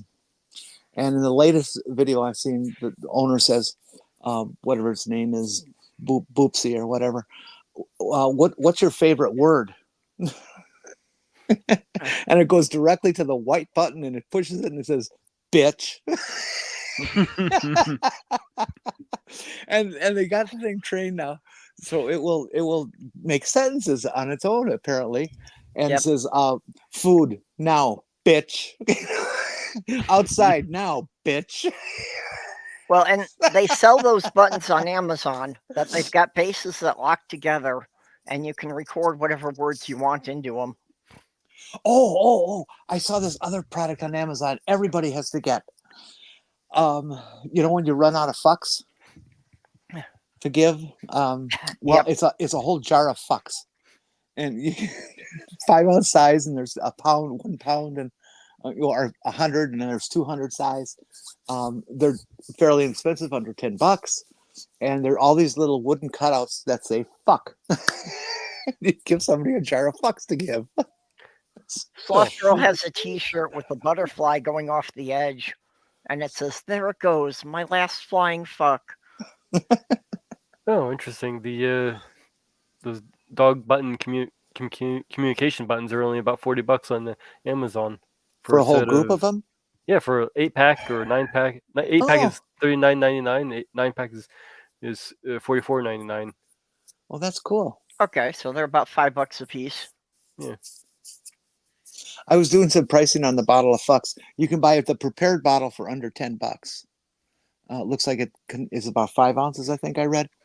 But you can also go buy refills, and you can buy packs of 100 or 200, and you can get those, a whole 200 for, for like $10, $11. So it makes more economic sense to buy that for your own refills, or even buy your own decorative bottle, or if you have one around already, or a peanut butter jar. Who cares?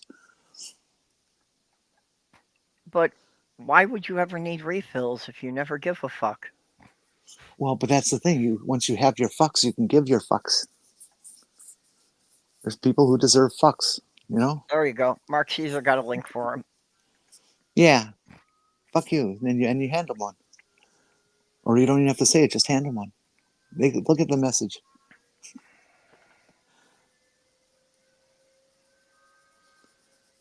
Anyways, I thought that was a cute thing for Christmas. I'm thinking of buying my grandnieces a bottle each.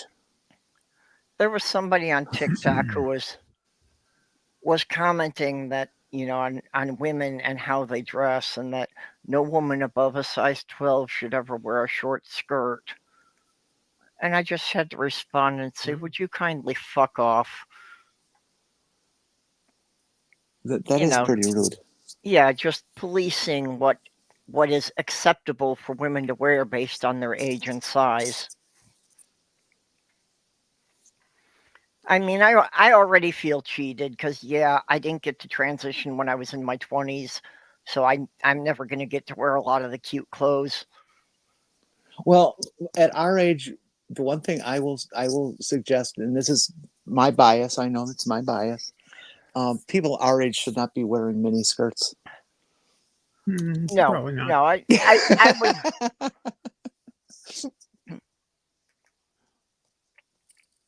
No, I would not wear a mini skirt, and except maybe if it was, to certain kinds of parties. No, I don't think I could ever wear anything shorter than, say, 3/4 thigh, maybe half thigh. As a general rule, I won't limit. wear anything that doesn't come down to my knee. But,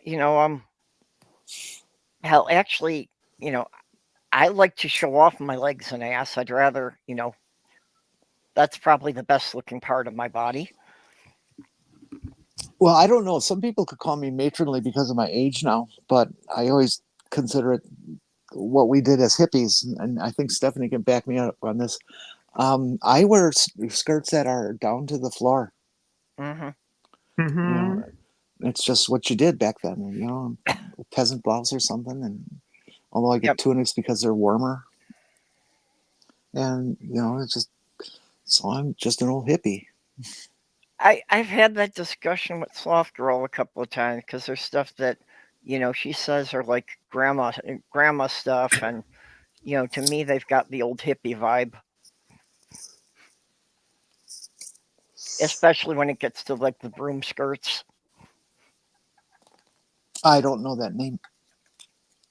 Oh, it's just a very full skirt. It's got a lot of. It's a lightweight skirt, but a lot of material. So it just moves around a lot when you walk. Oh, that might be. I mean, that might be what they call what I have.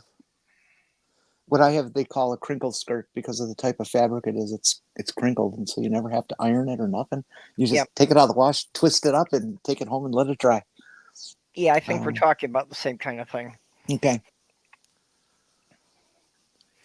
I guess I picked up the term broom skirt, from pagans. So. because apparently if you were riding a broom, there's enough fabric for it to keep everything covered. Oh, okay. Well, that's useful. Although I've cut back on my broom riding. I was getting splinters and shit. You're supposed to sand it and put some kind of polish on there, finish on Oh, there. well, you use it hard, it pays you back hard. Yeah, Mark, it's my face I hate shaving, and it's the facial hair that's the biggest part of my dysphoria. Actually, one of the effects I have had from the HRT is my leg hair really doesn't come back very much. Well, good for you. I really don't have to shave my legs now more than about once a month. And of course, in the winter, I don't have to bother at all because they're going to be covered all the time when I'm out in public. Steph, how's that for you? How do you have to shave your legs, or did you go naked?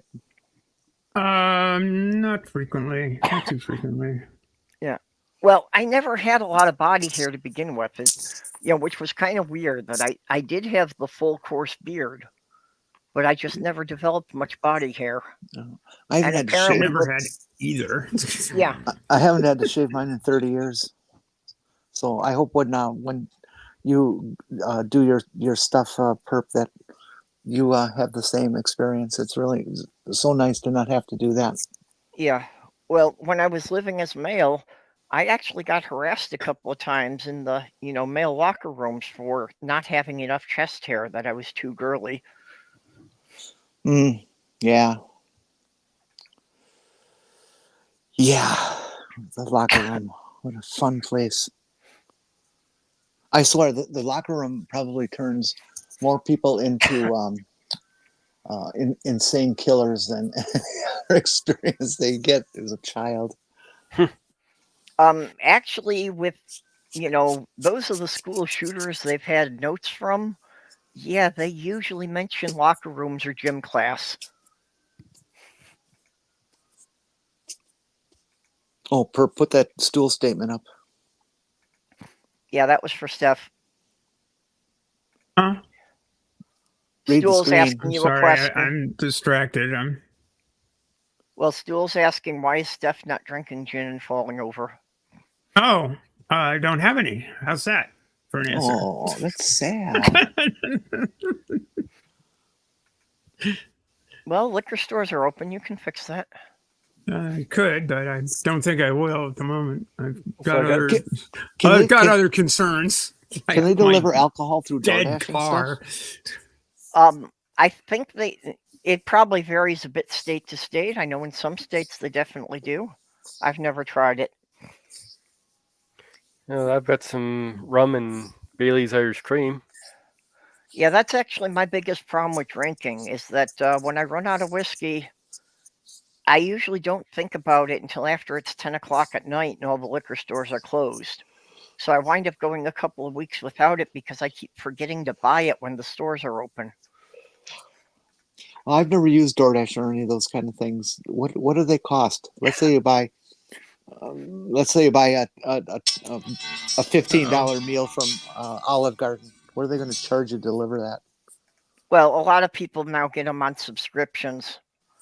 That they pay like $20 or $30 a month for just unlimited use of having stuff delivered. Really, a monthly fee? That's interesting. Yeah, they have monthly subscriptions for them.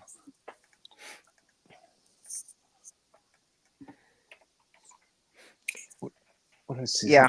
With the testosterone blockers, it's almost eliminated my body hair. It's finally slowing down the face. Oh, yeah, this is one of the things that's annoying me. The doctor I have at the clinic is leaving at the end of the year. Again, I've gone through 3 doctors at this clinic already. Well, doesn't that tell you something? Well, basically what it's telling me is that they're not paying them enough because the rumors I keep hearing is that they got offered a better position elsewhere. all clinics don't pay as much as other private practices do. Yeah. But he had put me on the bicalcimate, which I thought was really slowing down the growth of the facial hair.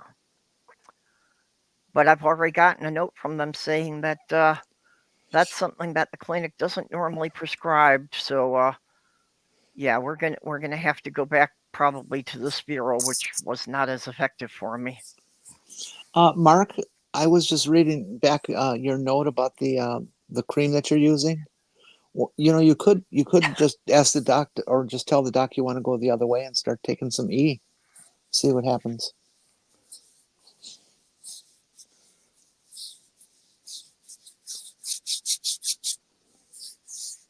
Oh, Mark, you've been off the alcohol? I knew that you'd been making your own whiskey before, so I'm kind of surprised by that.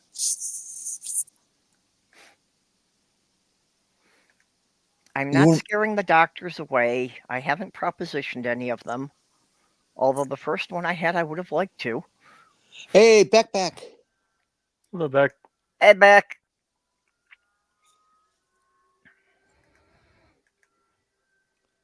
Come on in, back.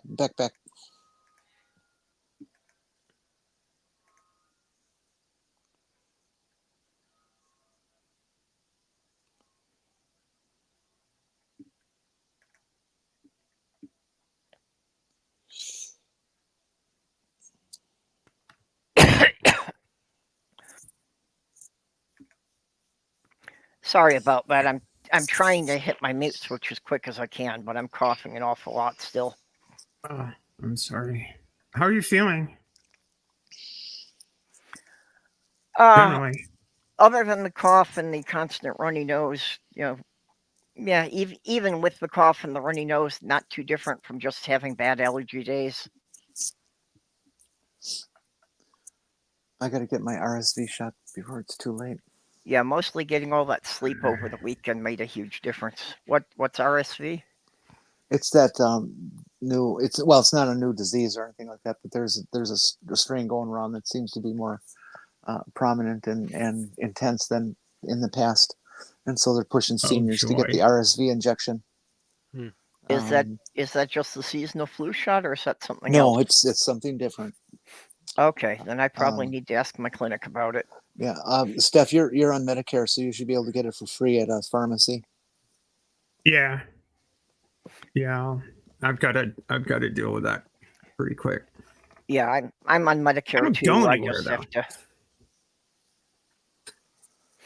I would just hate to die on something about breathing like that. It's so I have amiodarone or AFib, which makes you have a breathing problem and stuff, and it's so frightening to be without oxygen and know that it's going to kill you. It's just very fucking scary. Yeah, well, I helped my late fiance through so many asthma attacks that she couldn't breathe. That it's terrifying. Yeah, that's what got my mom eventually. It's basically asthma. She had it all her life. Finally, well, when my pulmonary seizure. When my late fiance died, it was really a shock because all the doctors had been, saying how much better she was doing since I was helping take care of her. And in the end, it wasn't anything that was any of her previous conditions. Of course, that, because we weren't married, the moment she died, I had no legal rights, so the doctors weren't even supposed to talk to me. Yeah. But one of the ER doctors said off the record that he thought it was probably that a blood clot had broken loose and gone to her brain. Yeah, because we were watching TV and she said, "I can't see." And 10 minutes later, she was on the floor and she was dead before the paramedics got to the house. Oh, God, that's awful.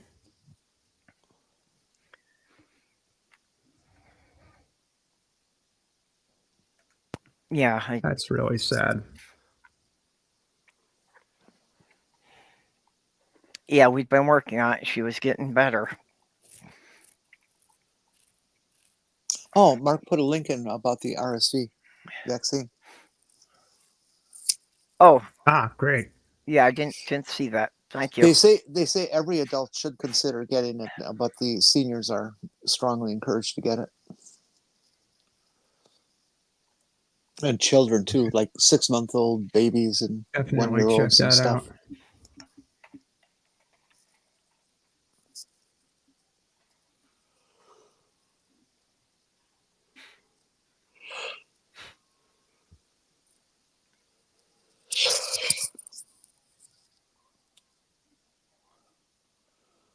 So Beck, you're not coming in, you poo-poo head? Oh, excuse me. Well, sent back a link if he wants to come in. Wow, look at that. It's 4 p.m. on Beck's message, and it's 2 hours that we've been on. It's like we started on time even. Yeah. Yeah. Wow. It's This- getting dark. This is Yeah. getting weird. And the time went pretty quick today. Good. I didn't even realize that we were up to 2 hours. I had another one of those sleeping at the wrong times day yesterday. I decided I would take a quick nap in the afternoon and ended up not being quick. And I woke up at about 5:30, and I thought for sure it was the next morning at about 5:30. Yeah. Oh, look, I'm like 12 hours behind. That's so weird when you get confused that way. Yeah, like I said, over the weekend, I slept like 15, 16 hours a day. And it was actually so weird then, by Monday morning that the sensation of actually feeling rested was so alien to me that for one day I was actually functioning and I was actually able to get some things done. And it's like, yeah, that's probably what most people consider normal, but I'm lucky to get that a couple times a year. I've given up trying to sleep 8 hours straight. I just can't achieve it. So I've decided that sleeping 2, 3, 4 hours at night is fine, and Yeah. I'll have a nap in the afternoon or something if I need it. A Well, lot of days I don't need it. I'm just fine with that little sleep. yeah. Well, if I could consistently get it, I can do it on a lot less sleep. But the problem is I usually only sleep 2 hours at a time or less. A lot of times I go through a whole sleep cycle in less than an hour. So Well, I don't really get into the deep recovering sleep very much. well, that's convenient. You could start baking a loaf of bread and go to sleep and wake up in an hour and take it out of the oven. I have actually done that. I have actually put things on to cook and gone to sleep knowing that, yeah, I'm going to be up in 2 hours. It works especially well with the crock pot that I can set something up that I know is going to, take 5 or 6 hours. Sure. Basically, I figure that I'm going to go through 3 sleep cycles and it'll be ready.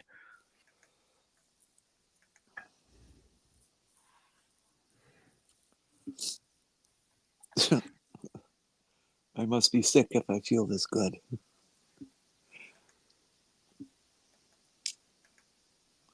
Yeah, well, that perp's pretty weird.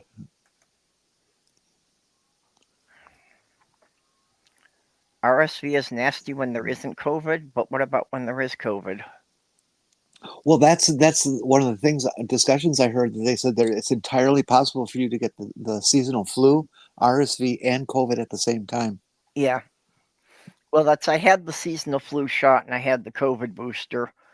I still got COVID, but at least I don't wind up in the hospital with it. I just have to struggle through it at home. Well, you have Medicare, right? Yeah, I'm on Medicare and Minnesota Medicaid. You should definitely get your ass to a pharmacy and get that shot. Yeah, well, like I said, I didn't know it was one I had to ask for, so I'm sure I'll leave a note for it.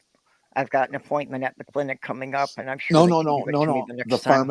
pharmacy. They're not giving them through clinics. They're giving the RSV through pharmacies, Okay. which I thought was weird, but that's the way it is. Well, also not a problem because the pharmacy is right in the same medical plaza building that I go to for most of my appointments.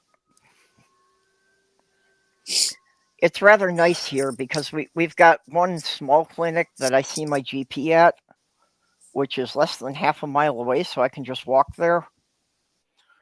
And then it's like all of the specialists are in this big medical plaza.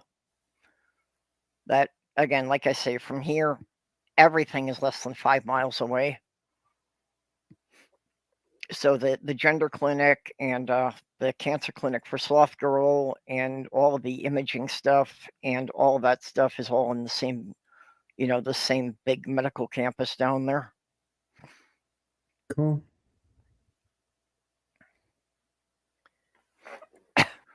They moved my therapist out of that building though. For some reason, they decided to move all of the mental health stuff to a separate building, about a mile down the road. Although that's okay because most of my therapy we're doing as video visits now. Which is nice because honestly, I used to miss a lot of my therapy appointments just because I couldn't dealing with other people long enough to get from my apartment to another building. I just couldn't, go out there and risk encountering strangers. So my anxiety was actually preventing me from getting to therapy. Oh. Know how that is.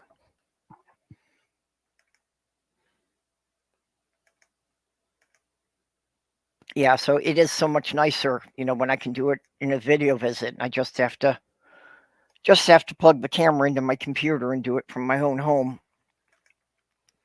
Mm-hmm. Pretty much most of my medical stuff I get to do that way now, and it's usually like I talk to the doctor through the computer, and he says, "Yeah, just come in sometime in the next 3-4 days for them to draw blood, and I'll get back to you after I have the labs." Labrador retrievers are nice dogs. Oh Oh, yes. not that kind of lab.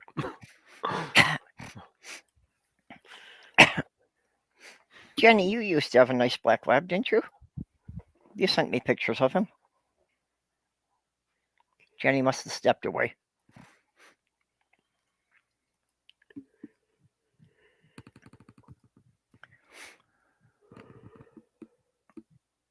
Yeah, for some reason, fortunately, Sloth Girl seems to have sort of a natural resistance to the COVID.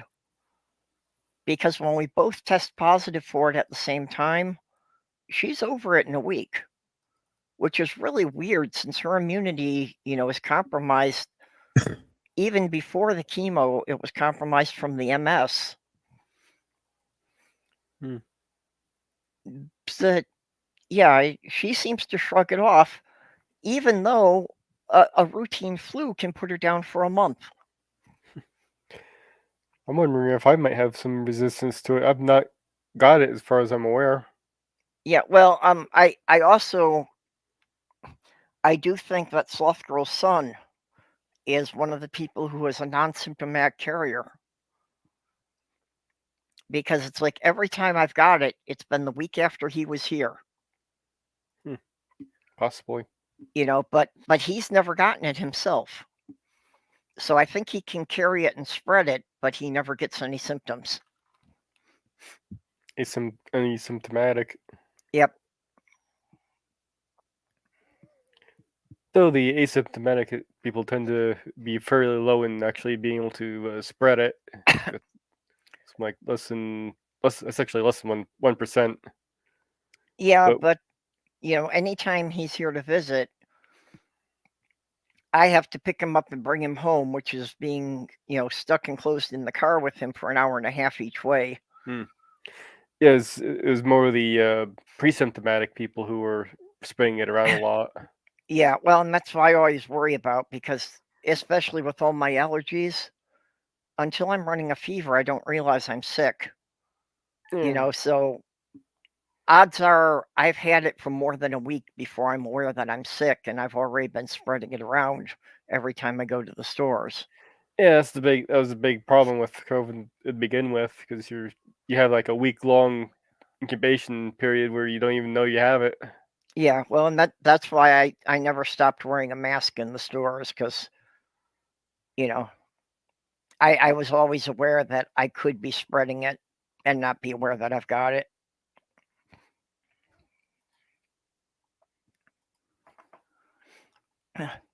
There's been a genetic link found to natural resistance to COVID. You are less likely to get, and it will affect you less, and you will get over it sooner. Yeah, I figured some people had some kind of natural immunity.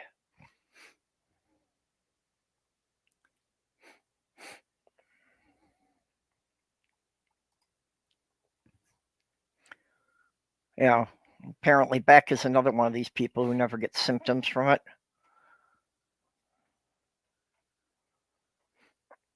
But yeah, even like this last round of COVID, it didn't occur to me I was sick. I thought that maybe I might be like getting another sinus infection. Occurred to me for a couple of days, and that actually felt like it was getting better. And then one day I was just sitting here and going through fever and chill cycles.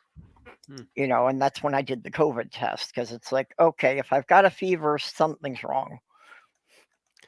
The last time I had the flu was 2015. Hey, another reason I am all for everybody masking is it was, only 2000 through last winter.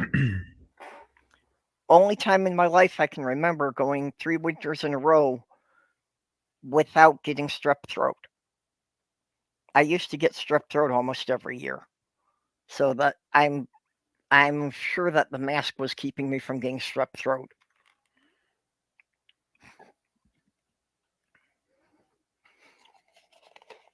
It was one of those just, routine things that I expected. Yeah, okay, sometime every November or December, I'm going to get strep throat.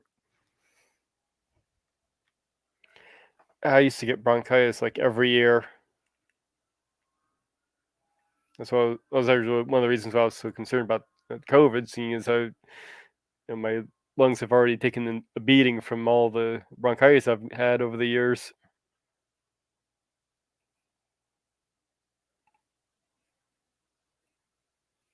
Yeah, and I was feeling I had weathered the COVID pretty well until the one last January.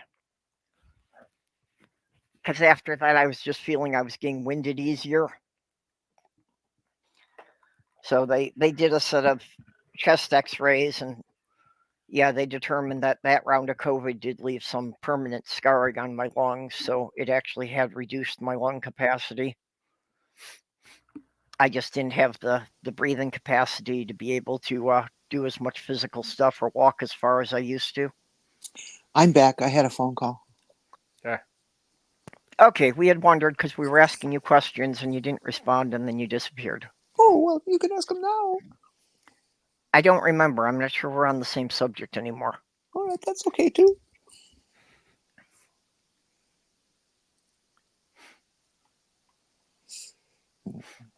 Oh, I see we're talking about dogs and something about eating chihuahuas. Oh, yeah. No, that's why I was asking you about that.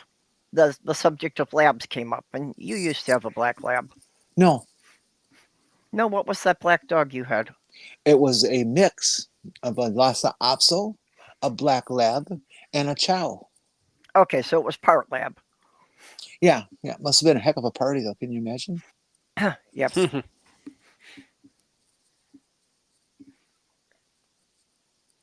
Yeah, I miss Cubby. He's such a sweetheart. Other than that, we were mostly talking about COVID and wearing masks, and have the masks helped us avoid getting other things during the winters. So last time I had the flu was 2015. Beck said hadn't had it in 11 years. Yeah. Oh, Kitty, hey. Hey, Kitty, long time no see. Yeah, I'd been wondering how you and your family were doing.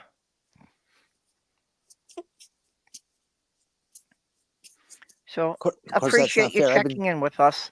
I've been seeing Kitty on TikTok. Oh, you have? Okay. Oh yeah, she does this fan dancing act. She's really good. Okay, you're really trying to get me to make a TikTok account, aren't you?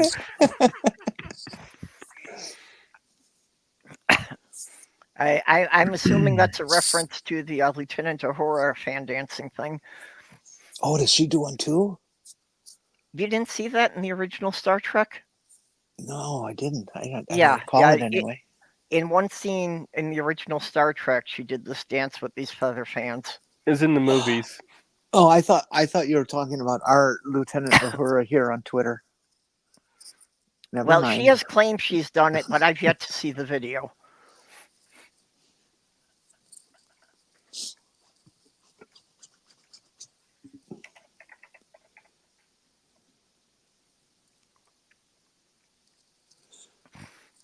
Yeah, that makes sense. Your videos are very nice. They're succinct and just well done.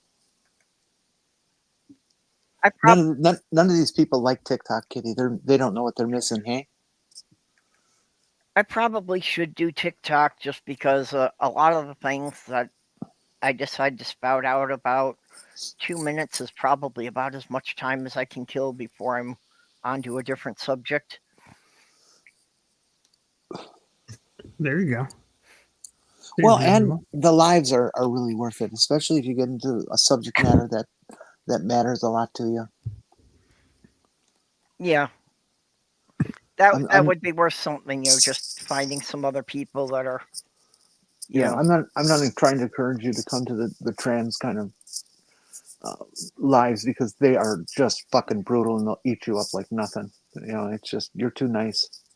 Well, unfortunately, that's the kind of stuff that I would want to do the lives for, for either trans or autistic people.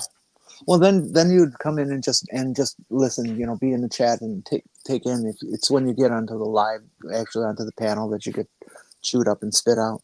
I got beat up by a guy so badly the other day, man. He was just relentless and rude and just hate filled. And he was a German guy who, you could hear him being so mad that his veins were bulging and he was spitting. He just hated trans people.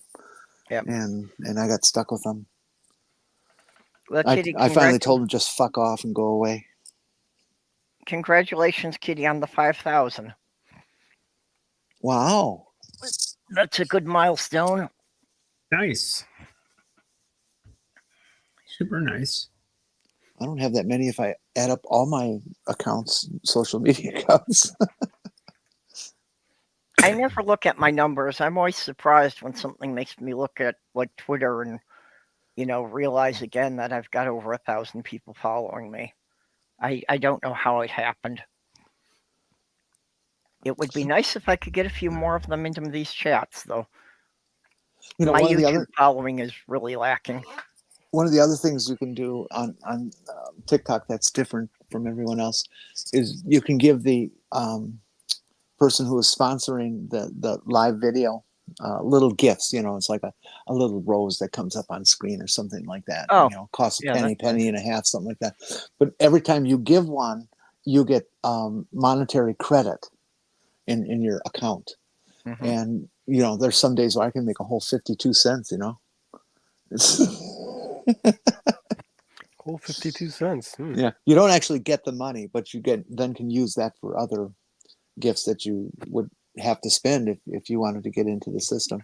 From what I understand, that's more than you usually make on YouTube until you get at least 10,000 followers. You don't actually get the money, but you just get to spend it on other people. Yeah. Kitty says she's made about $2. Yeah, there you go. That's I've gotten that in about a 2-week period. I've made that much. Yeah, you get these little announcements. They flag you and it's tagged, and so you got to go to it because you want to get rid of it annoying you in notifications, and it'll be for like a penny. You made a penny today. Yep. I'm so glad you told me. Yeah, that was kind of like when I checked my bank statement and found out that my savings account went from $5.03 to $5.04 because of the accrued interest. Wow, Brilliant. you're fucking rich. The Would you take me out miracle to of dinner? compound interest. Yeah, the only reason that account is even there is because I had to have a savings account in order to get a checking account, and $5 was their minimum to open an account at the time. That was back in the Mhm. 90s. So it's just I've had the account through the same credit union since 1995, and that same $5 has been sitting there and it has yet to make a full nickel.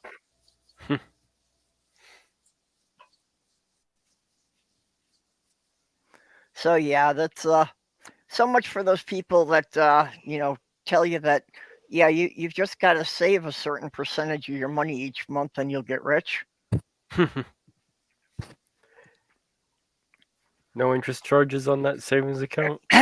Nope. Well, it is true. I had a friend, Don Seafeld. He's this hyper religious dude, but he was just anal retentive and obsessive as all get out. And he every week, he would take money out of his paycheck and put it away. And when he finally got to retirement, he was a good 10 years or so older than me, maybe 15, whatever. He retired a little early, and he had $1 million freaking dollars in his retirement account just from saving from his paycheck. And of course, the interest that accrues. But so it does work. It can be done. But you also have to start that when you're like 18. Yeah, well, it also requires you to have enough money from each paycheck to be able to put something away. Yeah. Well, see, that's the thing, that he committed to it even when he didn't have the money for it, and that's why it worked.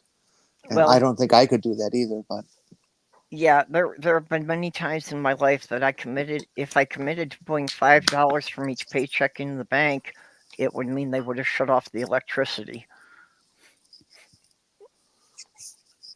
I don't get that.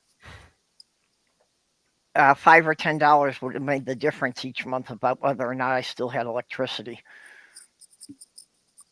Yeah. Whether or not I could pay my utility okay, bills. okay, I get it. Yeah. And it's especially hard to save money when you're homeless. Indeed, it is. Can actually cost more money. You need to be poor. What did I win? Yeah, ding, ding, ding, I guess. People always say that thing about pull yourself up by your bootstraps, but that's already assuming you've got enough money to buy a pair of boots. Bootstraps not included. That saying has been warped over the years to mean exactly the opposite of what it originally meant. Because Americans are so stupid about how they don't remember shit and just say stupid things. That doesn't surprise me. Oh, I couldn't care less. Well, no, maybe you could. As opposed to I could care less, and whatever. And well, I remember shit. It was brown and swirly. Oh, okay, yeah. Yeah, Beck's been there too. Yeah, and I've been in that situation while I was trying to raise kids. So, it's yeah. I admit I did some things I'm not proud of, but when you're pushed up against the wall, you do what you have to do to survive. Well, I'm sorry. I forget you guys that I used to make $250,000. Of course, that was over 15 years, but. Well.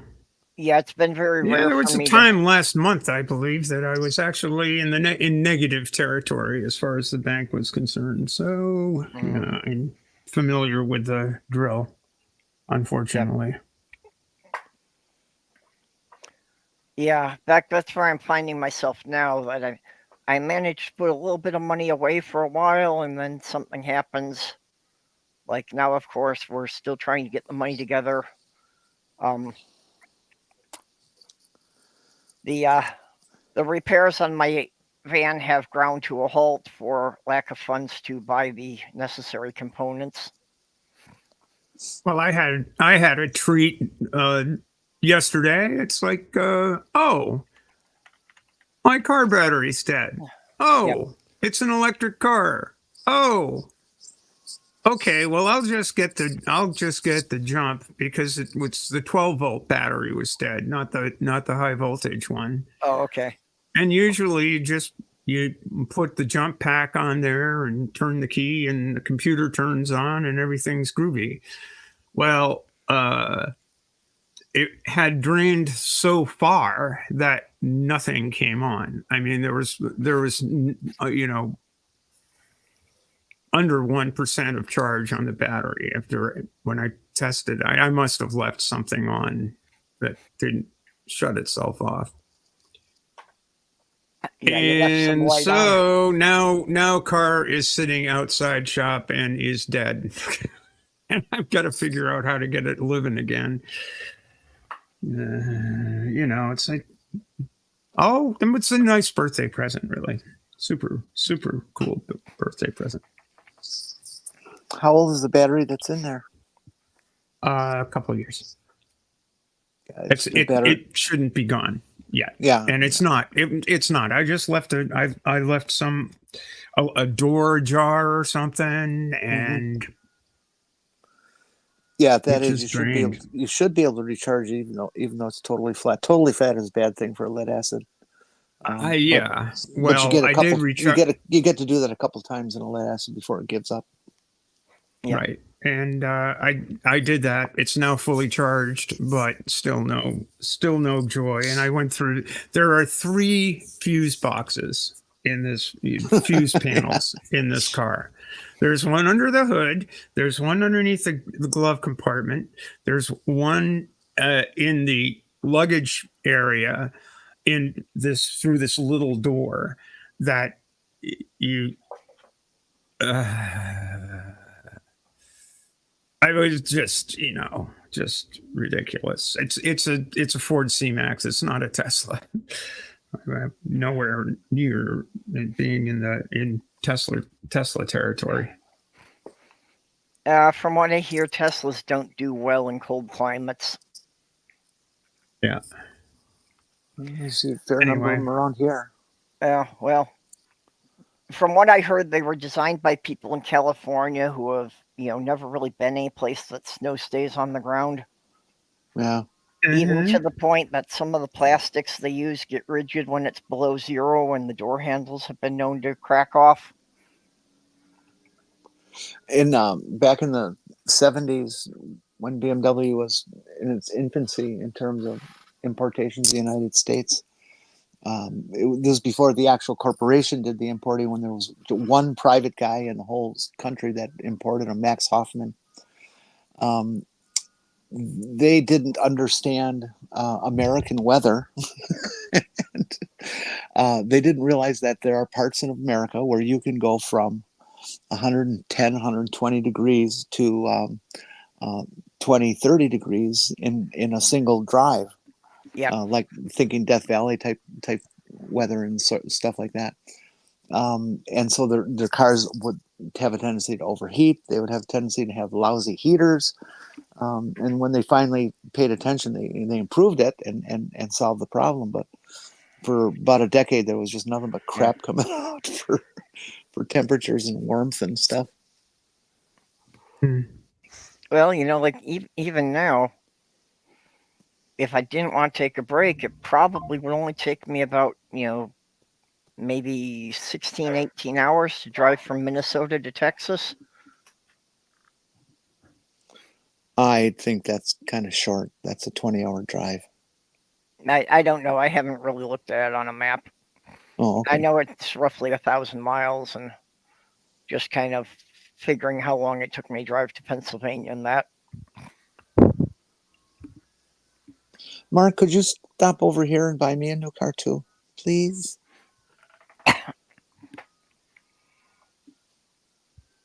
And here's a car for you, and a car for you, and a car for you. Everybody gets a car. Yeah, Everybody gets a car. Here's we a car need to for get you. Oprah on the panel. Mm. Oh, when she did that, I didn't know how many people she had in her audience, but I made a guess and stuff like this, and I calculated. I didn't know what cars they were giving away and what the price, so I just made some guesstimations, and I realized that's a pretty big chunk of money. But then when you realize that Oprah's a billionaire, mm-hmm. that's not even a drop in the bucket. Yep. God, I hate Yeah, I billionaires. mean, Well, especially it's like if she's how buying much did 100 cars as one lot at wholesale. Yeah. old Melonhead pay for Twitter to ruin it? Yeah, he's 22 lost 22 billion or billion something? so far. Yeah, he Yeah, paid just, 44 billion, and it's worth half of what it was when he paid for it. that's awesome. And this is a guy who said at one point in his illustrious richness that, well, he could take care of the entire world's population in terms of hunger with with not even half of the money that he has. And he talked about, well, I'm going to do that, and not a dime. It's like, fuck you, dude. Yeah, also him being a free speech absolutist, that he wants people to be able to post anything on his platform unless they disagree with him. Yeah.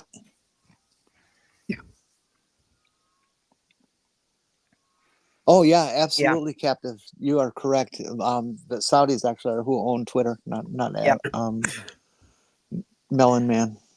Yeah, the Saudi royal family actually put up quite a bit of the money to buy Twitter. It was looks like it was 300 cars, or it was a G6 Pontiac.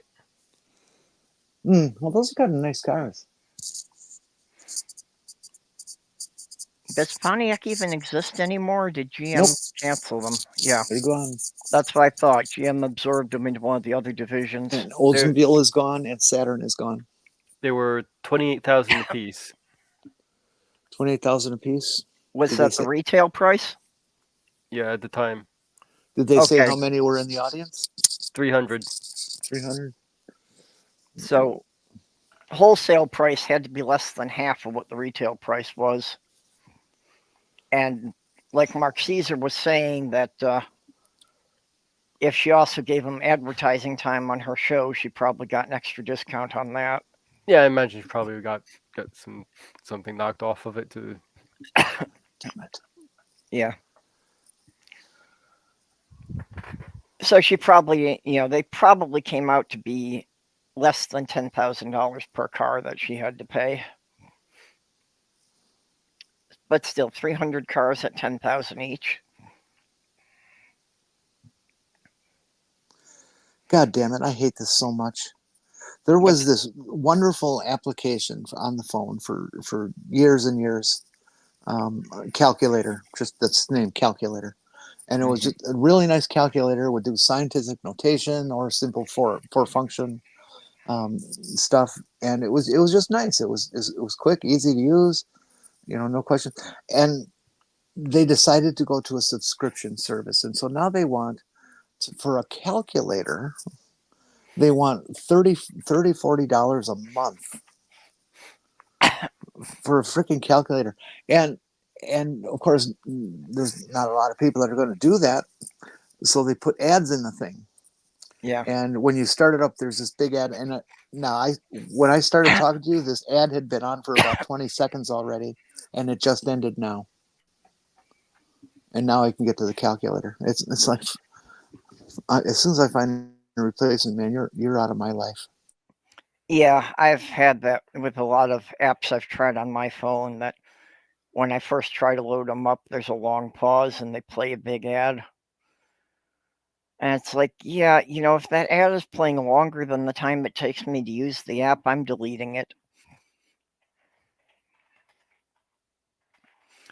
And it really is to the point, like you say, about like the calculator, that I can do the math on pencil and paper in less time than it takes the fucking app to load.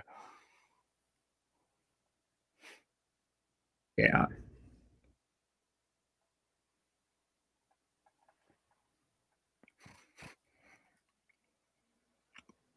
Yeah. Yeah, you can get the Prime or Premium service on some of them.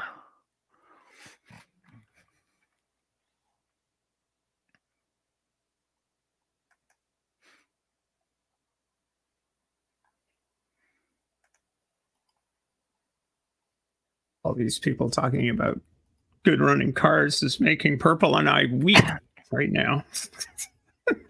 Well, while my van is being repaired, my brother lent me his spare car, which is a 99 Mercury Grand Marquis.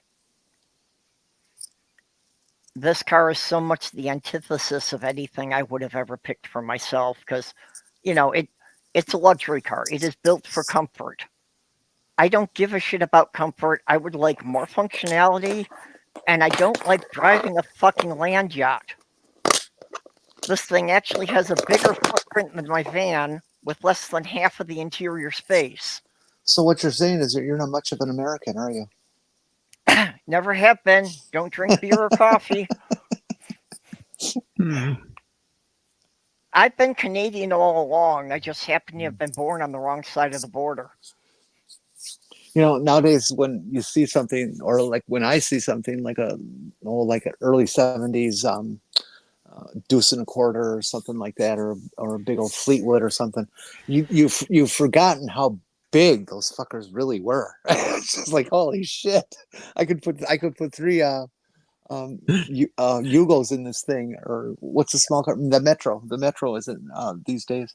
Okay, this Grand Marquis, the car is literally larger than the parking spaces at the grocery store. If I park it so the front bumper is over the line in front of it, its ass is still sticking out into the aisle. Well, you just have to park further away and take up 2 spots. That's just all there is to it. Mark Caesar, I'll have to check if Sloth Girl's not watching. That's definitely a joke for her. Did you hear about the constipated accountant? He worked it out on paper and pencil. Ew. Yeah. I would have just used my finger. What the fuck? Yeah. I liked my little Ford Focus hatchback. It was small. It was zippy. I've gotten through life. I've never had a lot of, body strength. So I've gotten through life just relying on my agility and knowing that, knowing basic physics, you can overcome most strength problems with, applied physics. Everything's a function of velocity. Yeah. So I like the zippy little car.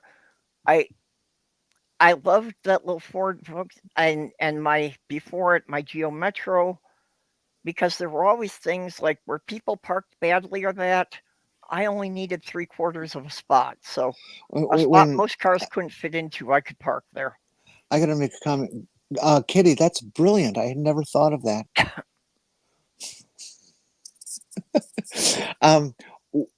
Stephanie, one of the lesser tasks that the underlings are assigned in an ER is to clear bowel impactions.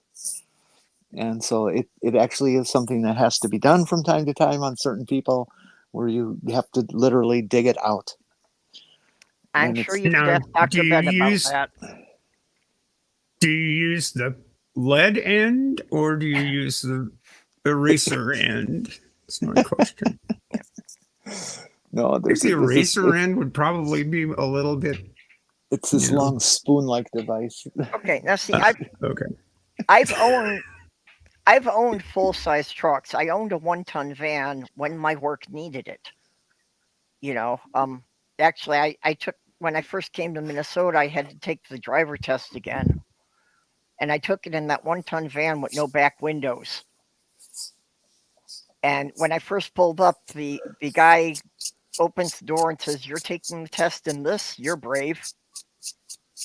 But I managed to parallel park it in 3 movements, and he just said, "Yeah, you passed. I'm not going to bother with the rest of the stuff." Captive, your tweet or your message just made me think of something. Isn't it nice how much the price of gas has gone down? in the last 60 days? Yeah, I was able to fill up for under $3 a gallon again. Well, it hasn't gotten quite that low here, but Oh, it's 296 here, I think. 296. that's great. Actually, when I was driving home last night, I think I saw one for 289. I think was the cheapest. This is about a week ago. I saw the sign last. Yeah. So it's not much under 3, but it's a little bit. I'm old enough to still remember when they were panicking that gas was going to go over $1 a gallon because the gas pumps only had a 2-digit readout. Gee, I remember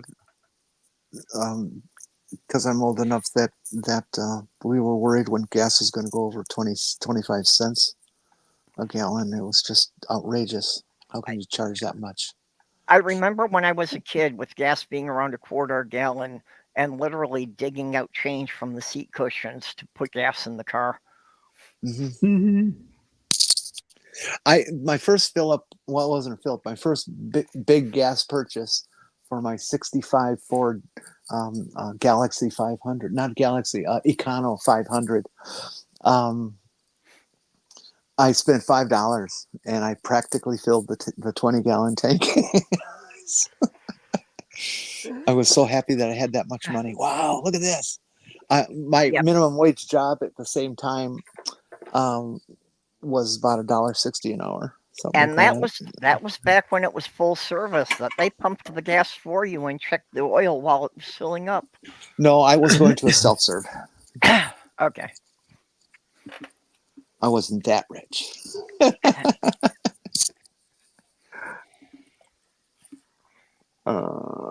Yeah, that's another thing I remember that, it was, I think it was the same year I got my license, that Illinois was going through the argument about whether or not to legalize self-serve gas stations. Because, of course, there was the argument that most people weren't smart enough to put gas in their own car without starting it on fire. Looks like gas around here is around $3.19. Still not legal in New Jersey.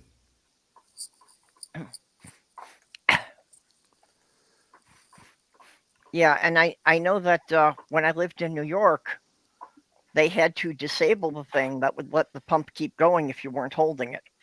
That was the state law there. So you couldn't just leave the pump running. You had to actually have your hand on it the entire time.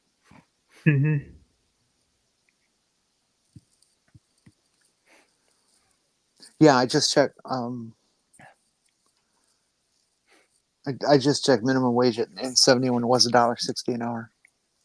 I wasn't sure it was so long ago. I didn't remember. Yeah, that was when I was still in grade school. So. Oh, hey, Kitty. Hey. How you doing? Kitty. I just figured I'd hop in for a minute, like show my face on the live and all that. Well, we appreciate it. We love hearing your voice. I'm working on a beanie right now for my cousin's husband. I picked up crocheting recently. I started back in September, and I've made a bunch of things inappropriate for YouTube, but I have a commission for them. But let's just say I'm making plushy genitalia as a commission to get, I'll get paid for that one. But then I've also done things like this little dinosaur. Oh, hold on. Let me make you big so we can see him. I think Mage and I hit it at the same time again. Oh, that is adorable. Oh, yeah. I love his like derpy eyes. I want one. But yeah, so I've just been kind of trying to not, well, here, it's not the full thing. So I can show you the top of one of the things that I'm working on. I'm pretty sure you can imagine what this is going to be. How long is it going to be, Kitty? Well, the finished one, let's see, maybe. And there goes the monetization. Yeah, but like we got the little Yeah, very nice, and very cute. these. Uh-huh. Hey, kiddo. And Your son's behind you. yeah, I know, but it is Looks what like it he's is. trying to show you something. This is a wither amigurumi thing that Mama's gonna make. Oh, so now I'm gonna make you a wither amigurumi thing? Okay, I've been volunteered as tribute. Yeah. But so here's the little guy with his cute little face. Like, tell me that's not adorable. Yeah, It- Sloth Girl does a lot of crochet too. She finds the knitting has gotten kind of hard on her. Oh, But, actually, wait, I got a bigger one. This one's out of a plushy yarn, and tell me this isn't the cutest thing you've ever seen. Yeah, Those are a gift. Sloth Girl got a pattern book that she's been crocheting human organs. Oh, that's awesome. Sounds I've messy. made a bunch of stuff. I made a bunch of stuff for my kiddo. He'll just be like, I want this thing. And then I have to figure out how to make it happen. But I mean, hey, it's not real. Like they're stuffed toys. So like if anybody says anything, they can fucking eat me. It's artwork. Yes. Exactly. It is art. Knitted or crocheted condoms are not very effective, yes. I would imagine not. I mean, I guess maybe if, you're just using them, like in lieu of a person, like, I mean, it takes cockwarming to a whole new level, but, that's not the subject of today's thing. Although it was cream pies, so it's not too far off, wasn't it? They're like walking on the beach with socks on. Oh God. Like then again, I honestly I am very overdressed for the beach. Like I'll be wearing long sleeves, pants, a hood. Like Ow. I don't do the sun, if you haven't noticed. I'm gonna go take care of Molly before I lose the sun in here. So I was just noticing that's getting dark here. Yeah, well, sunset technically already happened here. well, I still got a little light out there. I can still see the trees Yeah. on the other side of the hat. All you East Coasters. Okay, mate, you As got you can- anything you want to plug before you go in case we're not here when you get back? I'll be releasing a video probably tomorrow. I just need to edit what I filmed. Ah, okay, so you got it almost finished? Yeah, well, I just kind of filmed my general thing I'm doing in the garden. I just grabbed the camera and filmed while I was doing the thing. Mm-hmm. So that's base. Wasn't really sure what else to do for a video, so I figured I'd just do that. So that's what I got going. Okay. All right. Well, if you guys are still around when I get back, I'll pop back in. We'll catch you later. Later, Gator. Later, hon. I do have another thing I can show you that I'm working on. So a little backstory. My favorite shirt in high school was red with like little black and white like pinstripes, and it was like a V-neck. I love that shirt. Like my mom could not keep it clean because I would wear it every day, like, and she'd put it in the wash. Like it went straight from like the laundry, like clean laundry, to I wore it the next day. And then I saw a blanket on the back of the couch in a screenshot of season 3 of Stranger Things, that it was like similar. It just reminded me of my favorite shirt in high school. So I started making a blanket, and this is a project that I'm working on little by little. But I'm going to make it nice and big. Nice. But I love the black and the white and the red. I think it looks so good just together. the high contrast. It pops good. And like this was what the shirt was, only the stripes were like obviously much smaller, but it was just like tiny little pinstripes, but they were horizontal. And yeah, so I'm Well, yeah, working just for on. the size of that thing, I imagine that's quite a few hours into that. Jeez, you could cut Oh, a yeah. hole in the middle and have it and wear it as a Well, poncho. I mean, right now it's about like a lap blanket size. Like if I'm sitting in a chair, it will cover me from like my waist and then over my feet. But I'm gonna make it big enough to go on my bed Mhm. because it's got like some weight to it, but it also has like, so if I do get overheated, like there's ventilation because it's got Yeah. little holes in it, you know? And like Yeah. the beginning part went fast, but now it's slowing down where it's taking me a while to get one row around. But I'm just following a pattern now. Although I did make a mistake. It was right here, and this was supposed to be 3 rows of white instead of 2, but you're not going to notice it. But No. it's basically like starting from here, it was supposed to be 3 white, 6 black, 3 white, 10 red, and then 3, 6, 3. Yeah, I You would know, have so never see it if you didn't point it out. yeah, like it's for me, so it doesn't really matter, you know. And there was like one area on one of the reds where I missed a stitch, so I just kind of like Mickey Moused it, Mhm. you know, by just dropping down, adding a loop, and then like going back up. So like it's a little bit like bunchier in there, but like Mhm. I couldn't even I'm tell you where on the thing it was at this point. I'm sorry, that's just not acceptable. You'll have to start over. No, Yeah, no. fuck that. But basically, when I've been doing therapy, like when my son's been in therapy, that's been the times that I've been going live on TikTok. Usually on Thursdays because he's got 2 hours of therapy, and that gives me time.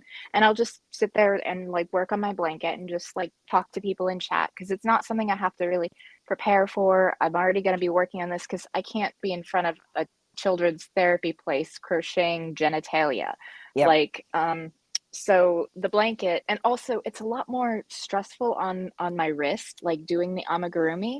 So like I'll work on the amigurumi and then I'll take a break, and with this it's just a double crochet, and like I don't even have to move this wrist at all, or Yeah. very minimal, and I can do more with like my other hand, so it allows it to like relax my thing. And just like same thing with the beanie that I'm working on. Actually, let me get some more lights. When you're on TikTok, do you know how to use Let there the be light. filters? I do. I just don't usually bother. Oh, come The on, main thing I'll do. do the gingerbread guy. Maybe.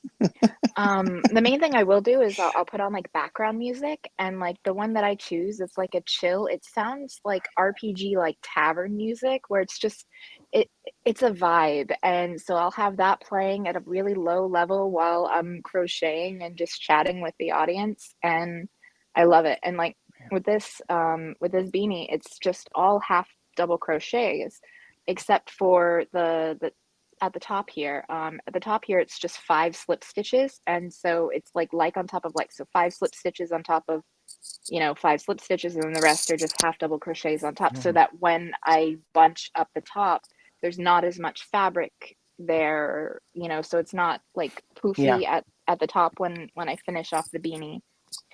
But like for this, like I can literally do this with barely any motion from this wrist at all. So when I've been doing too much, I can take a break and work on this. So I have a couple of like works in progress.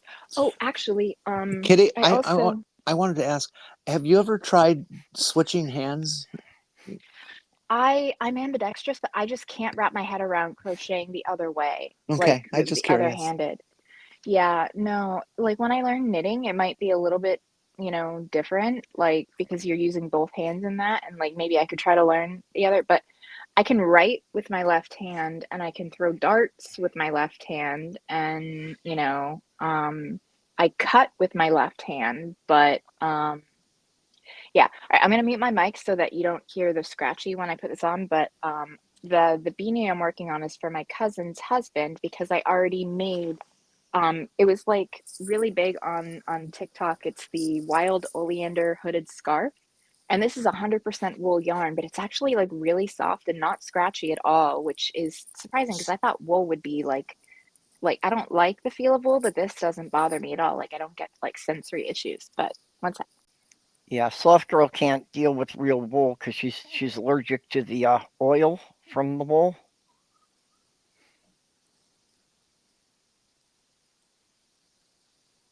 Yep. Oh, it's a head. It's a bag for your head. Yep. The big cowl. That is kind of neat. I'd like to And get it's one of nice those. and warm. It's nice and warm. And then I'm gonna make some little cat ears to put on top so that, you know, when you pull it up over your head, you've got like little cat ears at the Meow. end. Meow. Of course, where you live, you wear that on the streets, and they're going to assume that you're wearing a hijab and beat you up or something. You know, Islamic and all that stuff. Yeah, I would have the same thing around here because, unfortunately, the white people don't understand the difference. Well, I mean, for one, it's been on TikTok a lot, and it's obviously, you know, like crocheted, and it doesn't cover you the same way as a hijab. And also, my cousin lives in Massachusetts, so Yeah. less likely to be an issue, you know. I Yep. mean, really, like Well, Dearborn would probably be the only place it would be even less likely to be an issue than remember, where she lives in we're talking Massachusetts. about people who don't know the difference between a hijab and a turban. That's Yeah. true. Or like the difference between like a Sikh and a Muslim, you know. Yeah, well, that's what I was But saying, that also even around fingerless here, gloves out of the same here, yarn. most of the people, you know, that they're still assuming it's Islamic when they see a woman dressed like that. But there are very few Islams here. That most of them are Somali women. Yeah, This well, is we have that the yarn. congresswoman who's Somali, and so there's a lot of nasty people in Minnesota who are real, you know, hating on her and all that kind of stuff. That just be happy to see her passed on, so to speak. Yep. That's Ilhan Omar. I can't. Ilr is, yeah. I can't pronounce it. I'm sorry. No, it's fine. I'm just trying to remember. Like, I think it was um Ilhan Omar who is Yeah, the that's it. Somali. Yeah.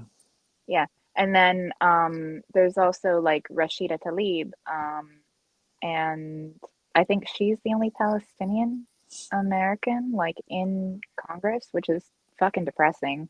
Like, don't even get me started on what's going on in the Middle East. Like, it just, I don't, like, there were people that I thought I knew, and like, this has been Yeah. very revealing, I'll say, for, you know, the kind of people that I would want to associate with, because anybody that would condone an ethnic cleansing, you know, or 90+% civilian casualties, or, you know, if you want to use the G word, Yeah. genocide, you know, I can't support anyone that would support that, you know. Well, I don't know, that's just me. yeah, I don't see how you can support them when they're bombing a hospital. Yeah. I just, Or, yeah, you know, that's, I just saw earlier today, they had chased some people. It wasn't El Shifa Hospital. It was a different, like, it was a different hospital, and a reporter actually went in and, you know, trigger warning, like talk of death, you know, just, I'll give a sec. But, there were premature babies that were just left to decompose on hospital beds because they chased everyone out of the hospitals and they wouldn't let them, you know, transfer the children. And there's video of this from a God. reporter covering it, and I just, and then there was another one, it was a little boy, and he ended up being a double amputee, and both of his parents were killed, you know, so he's an orphan and a double amputee. And I overheard like one of the hospital workers, like, it sounded like they were basically saying like, may Allah take him, you know, which is dark, but like, you've got like a 4 or 5 year old double amputee, lost his entire family. I don't know, like, considering the fact that it's not a safe place to be right now, I don't know if that was like a prayer for mercy or if it was Yeah. just overwhelming. And, you know, we all sometimes have thoughts, you know, like those intrusive thoughts in your head that you shouldn't say out loud, but I don't know what the right answer is on that. And I just, like, for the longest time, I was like, no, we need a two-state solution, but I don't think that's possible anymore. Like, with how much they've encroached with the settlements and everything, there needs to Yeah. be a one state where everybody has equal rights, no apartheid, no nothing, and people should be able to go to the places that they were kicked out from. And yeah, it's going to cause conflict, but like, it, I think too much damage has been done for a two-state solution, and that's exactly what Netanyahu wanted. That's why he supported the group that did the attack. And I will not, condone the attack that happened. Absolutely not. Like, attacking civilians is monstrous. But the fact of the matter is the response has been not proportional, and it very much has gone from just a retaliation, like, think of all of the people who were orphaned or their entire families were taken away. That's just going to radicalize more people to join Hamas. Like, honestly, just think of it this way. If every single person you cared about and loved was killed by Israel, by the IDF, would that radicalize you? Would that make you see them as an enemy? Like, I would think for a lot of people, yeah, And it's just like a peaceful solution is the only way forward. Like, you can't just, bomb away Hamas. That's not going to work, because you're just going to make, 3, 4, 5 times as many insurgents. Like, I fucking have disgusting. to say that I don't care what they fucking do over there. The whole region is insane. What I'm concerned about is that what's going to happen to us because of it. We've got a lot of young people who are supporting the Palestinians, and that's fine. I can see the injustices that are there, and I have no reason to think that they shouldn't support them or in things. Excuse me, I'm a little out of breath. But they're sitting there and in their pompous little adolescent way saying, well, I'm not going to vote for Biden because he's supporting Israel. Well, first of all, it's his job to do Israel because we have treaties and stuff like that. But regardless of that, if they're supporting the Palestinians and they don't vote for Biden, Trump will win. And what do you think Trump's going to do with the Palestinians? I mean, he's kind of demonstrated his hatred for Islamic people. So he is not going to do anything to help them. He is probably going to do whatever he can to destroy them because he sucks up to Israel. And if people take that route, they're just going to make it worse for the people that they supposedly support. He And would that's far probably more. let Hold on, Netanyahu. let me finish. Then that's far more important to me right now, because the option in this election is democracy or dictatorship. And I think You're it's pretty absolutely damn right. important to win the election, and that takes precedent over everything. What would happen to the world politic if the United States went dictatorship? The planet would be destroyed politically. Yeah. Mark, as far as the U.S. support, Hamas actually did the first attack, but since then Israel has done some horrendous things. And looking at the numbers, the Hamas attack, 55% of the people that were killed were actually technically military targets because they were, not civilians. 45% civilian casualty rate is terrible, but MedMonitor has it at upwards of 90% civilian casualties, with like some 6,000 or 7,000 children already having been killed by the IDF and the bombs, for on the Palestinian side. Like, it is nowhere near proportion. And the low number was 70% civilians. The higher number is 90%. Like, specifically targeting UN facilities, Israel is. There was one where there was nothing around it. There were no viable targets. It was a UN building. And supposedly Biden even gave them coordinates saying, hey, this don't bomb here. Like, there's no military targets here. And they bombed it anyway. Yeah. And if Trump And won, I guarantee you he would let Netanyahu nuke Gaza. it's very important The to understand. representation that Hamas is in any way representative of the people in Gaza is also ludicrous, because there hasn't been any elections in Gaza since 2006. Yep. And most of the And- population wasn't alive. Yeah. I mean, You half know, of Gaza's population is it's under 18. it's very They are important to minors. remember when we have this kind of discussion about these guys, is that it is a war crime for a military group to hold their operations, whether it's supply or bivouac or attack or whatever, to have those things around civilians. Yep. And Hamas has intentionally used civilians as their shield. Mhm.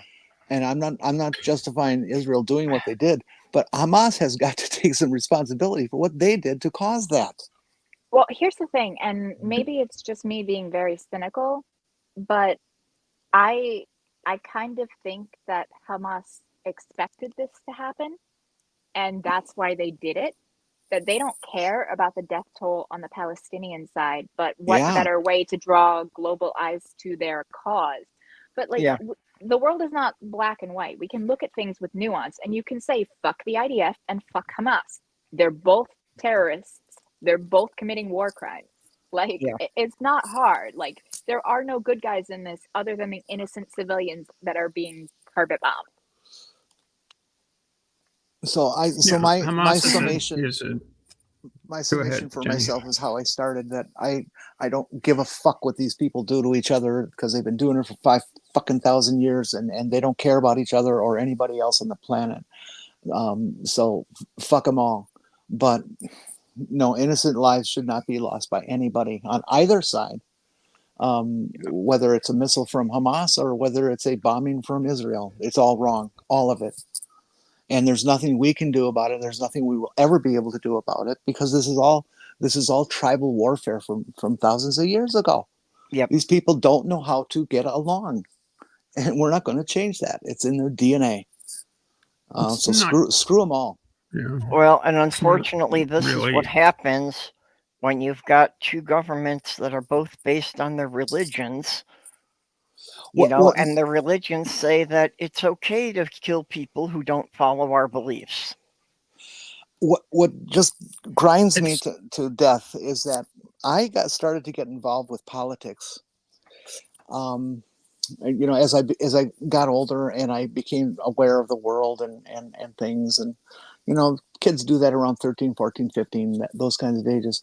Well, for me, it was 1967, right about a time of this little thing called the 6-Day War, where the Arab forces attacked Israel, and Israel kicked their ass, just completely wiped them out in 6 days.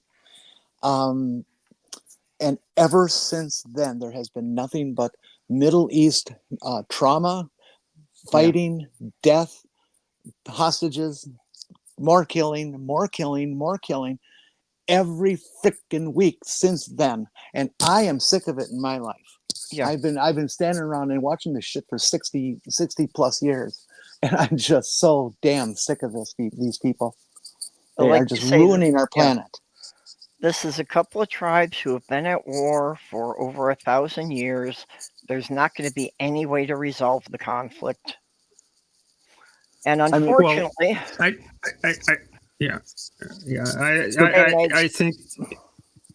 think that it's important to keep in mind that that the shape of the current situation goes back to the Ottoman Empire losing World War I. Yep. And it also goes back to Theodor Herzl's Zionist project. Theodor Herzl actually proposed a Jewish state in Argentina. If you read his pamphlet, The Jewish State, didn't necessarily need to be in Palestine, but as you know, of course, next year in Jerusalem is part of the whole thing. And the original project was, Haganah was a paramilitary organization. That was David Ben Gurion's team, who was the first prime minister of Israel, and Israel itself was a creation of the West, basically a colonial project that gained impetus on the basis of the Holocaust. Of the British in collaboration with the United States, when Israel and was the founded, French. and it was the biggest mistake that was ever made. Yes, and the French too. I mean, yes. you know, the deal, and if T. Lawrence and what was the general, and T. Lawrence and General Allenby, who were leading the British forces, kinda, but mostly the Hashemite Arabs teamed up with T.E. Lawrence to provide the capture of Damascus and all of this other stuff. And the promise made was to I believe it was King Abdullah's grandfather, the current king of Jordan's grandfather, was for a separate Arab administration throughout the whole thing. And then Sykes-Picot happened, and the British and the French took Syria and Lebanon, the British took Palestine and Palestine and Transjordan. And it just, so it's not just these tribes that have been fighting each other for years. We've managed to stick our fingers. Because there was Jewish settlement in Palestine under Ottoman rule prior to the thing, but it just got worse and worse and worse and worse. No, I don't mean to imply that it was only those two groups. That tribe situation. Yes, it was absolutely stimulated by the West. There's absolutely no question about that. But those individuals have had enough time where there isn't active conflict to sit down, grow up, be adults, make a plan, stick to it. And they haven't. They have chosen not to. And they're all at fault for that. All of them. Well, and Resolution 242, which happened at the end of the 6-Day War, the UN resolution that was the principle was return. Israel withdraws to its 1949 boundaries, which the Green Line, which was actually an expansion of the Jewish state, when they got attacked by Iraq, Syria, Egypt, and Jordan. As soon as the Israeli state was proclaimed, and so the Resolution 242 contemplated dealing with the states, the nation states, not the Palestinians. The idea of a two-state solution was never on the table even then, because it was contemplated that Israel would give the land back to the West Bank back to Jordan, Gaza back to Egypt. Yeah, and they did. And the Golan back to Syria, or at least there'd be negotiations around that. And it just never happened. The two-state solution was sort of it sort of came out of the first Intifada. It's been nothing but antagonism of each other. It's been nothing but, and I've sounded like this before, and I'm going to repeat it. It's a bunch of goddamn men flailing around with their penises, trying to show who's tougher. And it's, goddamn it, knock it off, you babies. Just knock it fucking off. Yeah, women can't run things because we're too emotional. But regardless, let's not forget, just like how the United States helped to create the Taliban Yes. by essentially funding them and supplying them because they were fighting a proxy war against those damn commies in Russia. Hamas, same thing with Netanyahu and the Zionists in Israel. They were undermining more secular groups, and Netanyahu has been recorded saying that, you know, if we want to avoid a Palestinian state, we need Hamas because they, you know, make the Palestinian cause look untenable. It makes them look radical and like you can't have, you know, rational dealings with them. So he has been actually in the past funding Hamas, which, you know, Another part of Netanyahu's coalition is the Shas Party, which was basically a settlers movement. Who was that crazy Meyer Kahane, crazy American? He was from Brooklyn, emigrated, and was a leader of the settlement movement. One of his people was one of the people that shot Yitzhak Rabin dead after Oslo, because he made a deal with Yasser Arafat.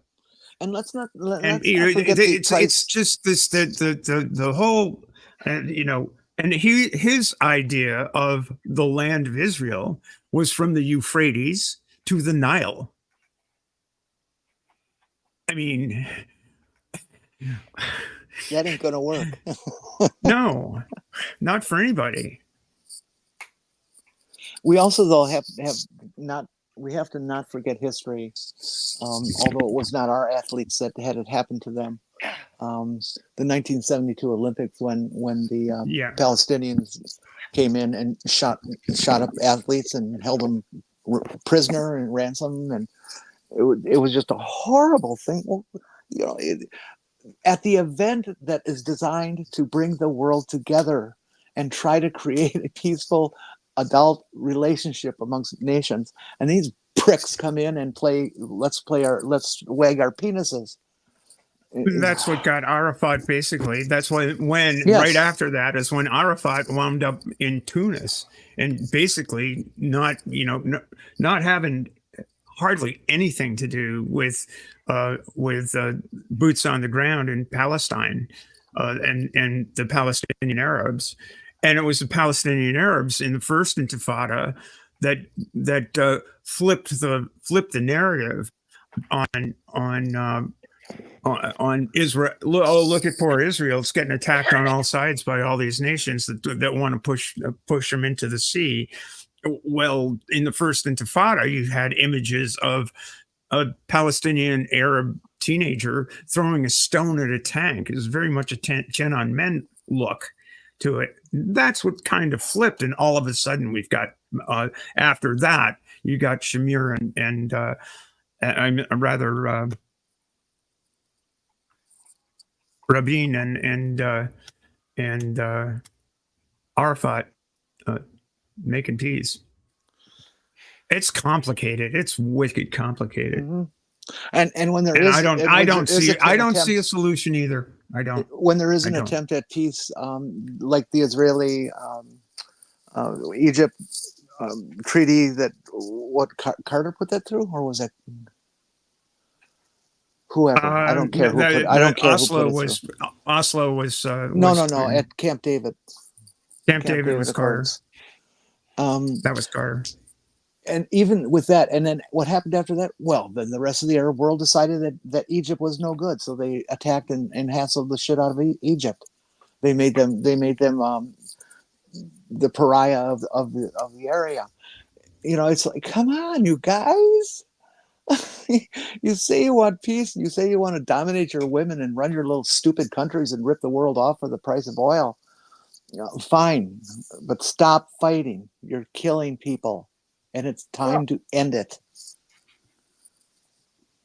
And then, you know, there's also the fact that, oh crap, I totally lost my train I'll be of quiet thought. for a while. No, you're fine. No, I'm not. I'm wound up and I should be quiet for a while. No, I just like my mind completely just blanked on what I was gonna say.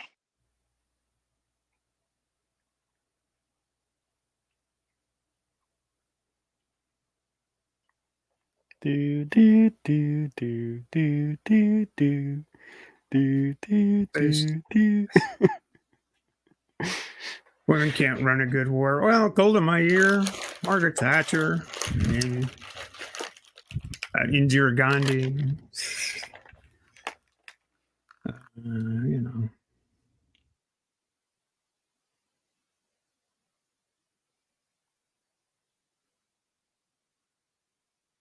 I mean, admittedly, the 1971 war, Yom Kippur War was you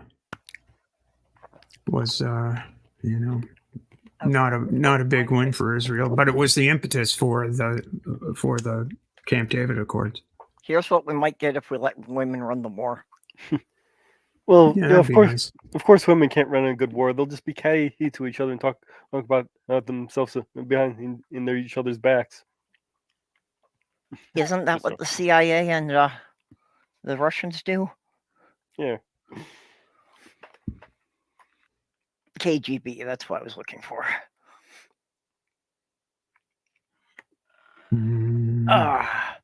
Well, I think it's certainly time for a new topic. Or actually, we should probably wrap this up for today.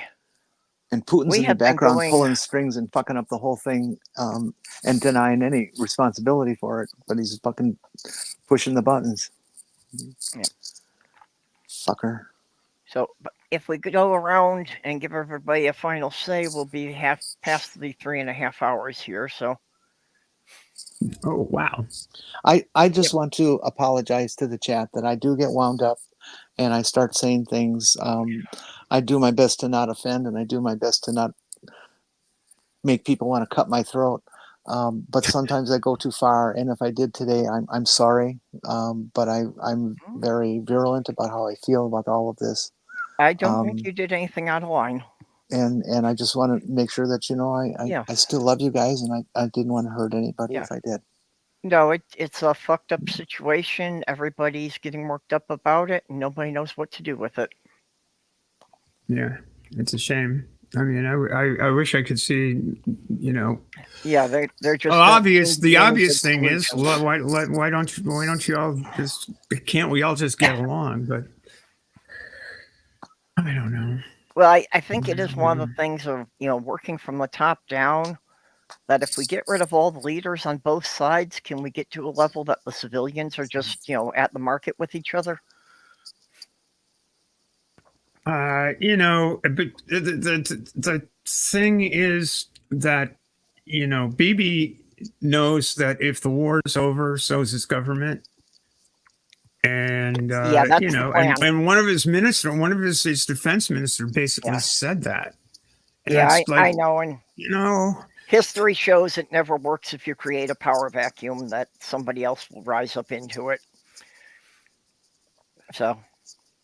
I think it's going to take. I think it's going to take. It'll take an awful lot for the inhabitants of Gaza and the West Bank to swallow anything less than a sincere commitment on the part of Israel to let them be. Okay. And Israel isn't going to do that. They're not going to do that. We were trying to wrap up here. So, Steph. Yeah, I'm sorry. You got a show later tonight you wanted to plug? What time tomorrow. Okay. Tomorrow is my 70th birthday. At 6:30? I'm going to at 6 o'clock. I'm going to start streaming, and we'll see who shows up. I don't. Okay, is that 6 o'clock Eastern? 6 o'clock Eastern, yeah. Okay. 2300 UTC. 30th of November. That's 70s day. Okay. Oh, be quiet, you old bat. She doesn't look it. I can say that because we're the same age.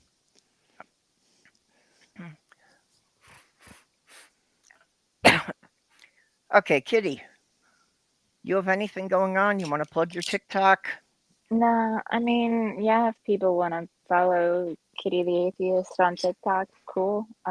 Otherwise, yeah, I'm not really doing much. Like, haven't had the spoons to do much. So, but I saw you were on, and I was like, let everybody know that I'm alive and just show my face, you know.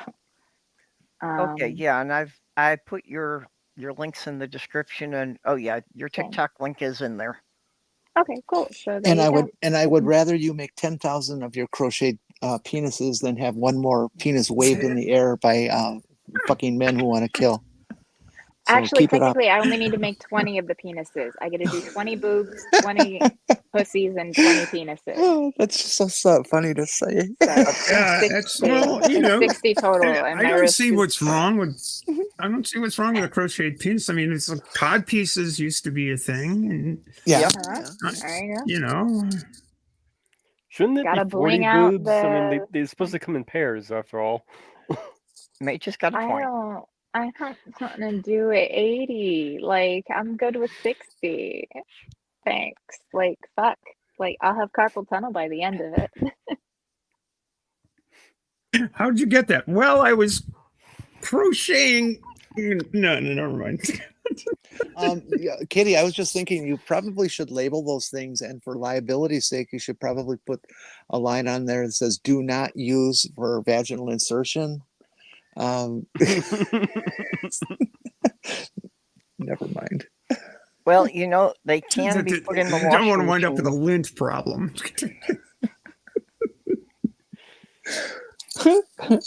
Okay, well, Jenny, have you got Yes. anything you want to plug?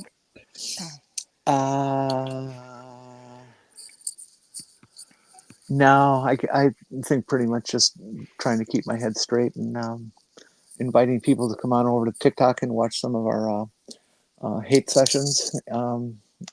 You can track them down by following me, and the name on that account is Jenny space, not an underscore, just a space of MN, as in Minnesota.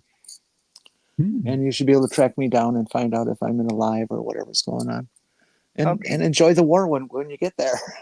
It's a lot like this. Jenny, can you send me that link on Twitter later, and I'll get that added to your links in the description then. Sure, I can do that.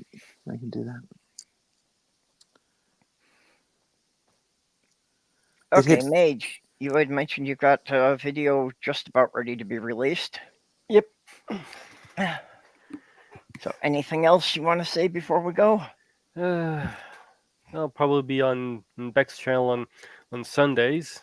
It'll be around 4:20 Eastern Standard Time.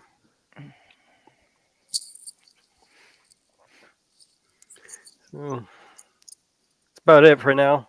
Okay. Yep, and of course we'll all be back here next Wednesday at the same time. Also, this Sunday at 8:30, I will be on the Bad Science Sunday on Maya's show. She has still not told me what the subject is, so I'm going to be surprised as everyone else.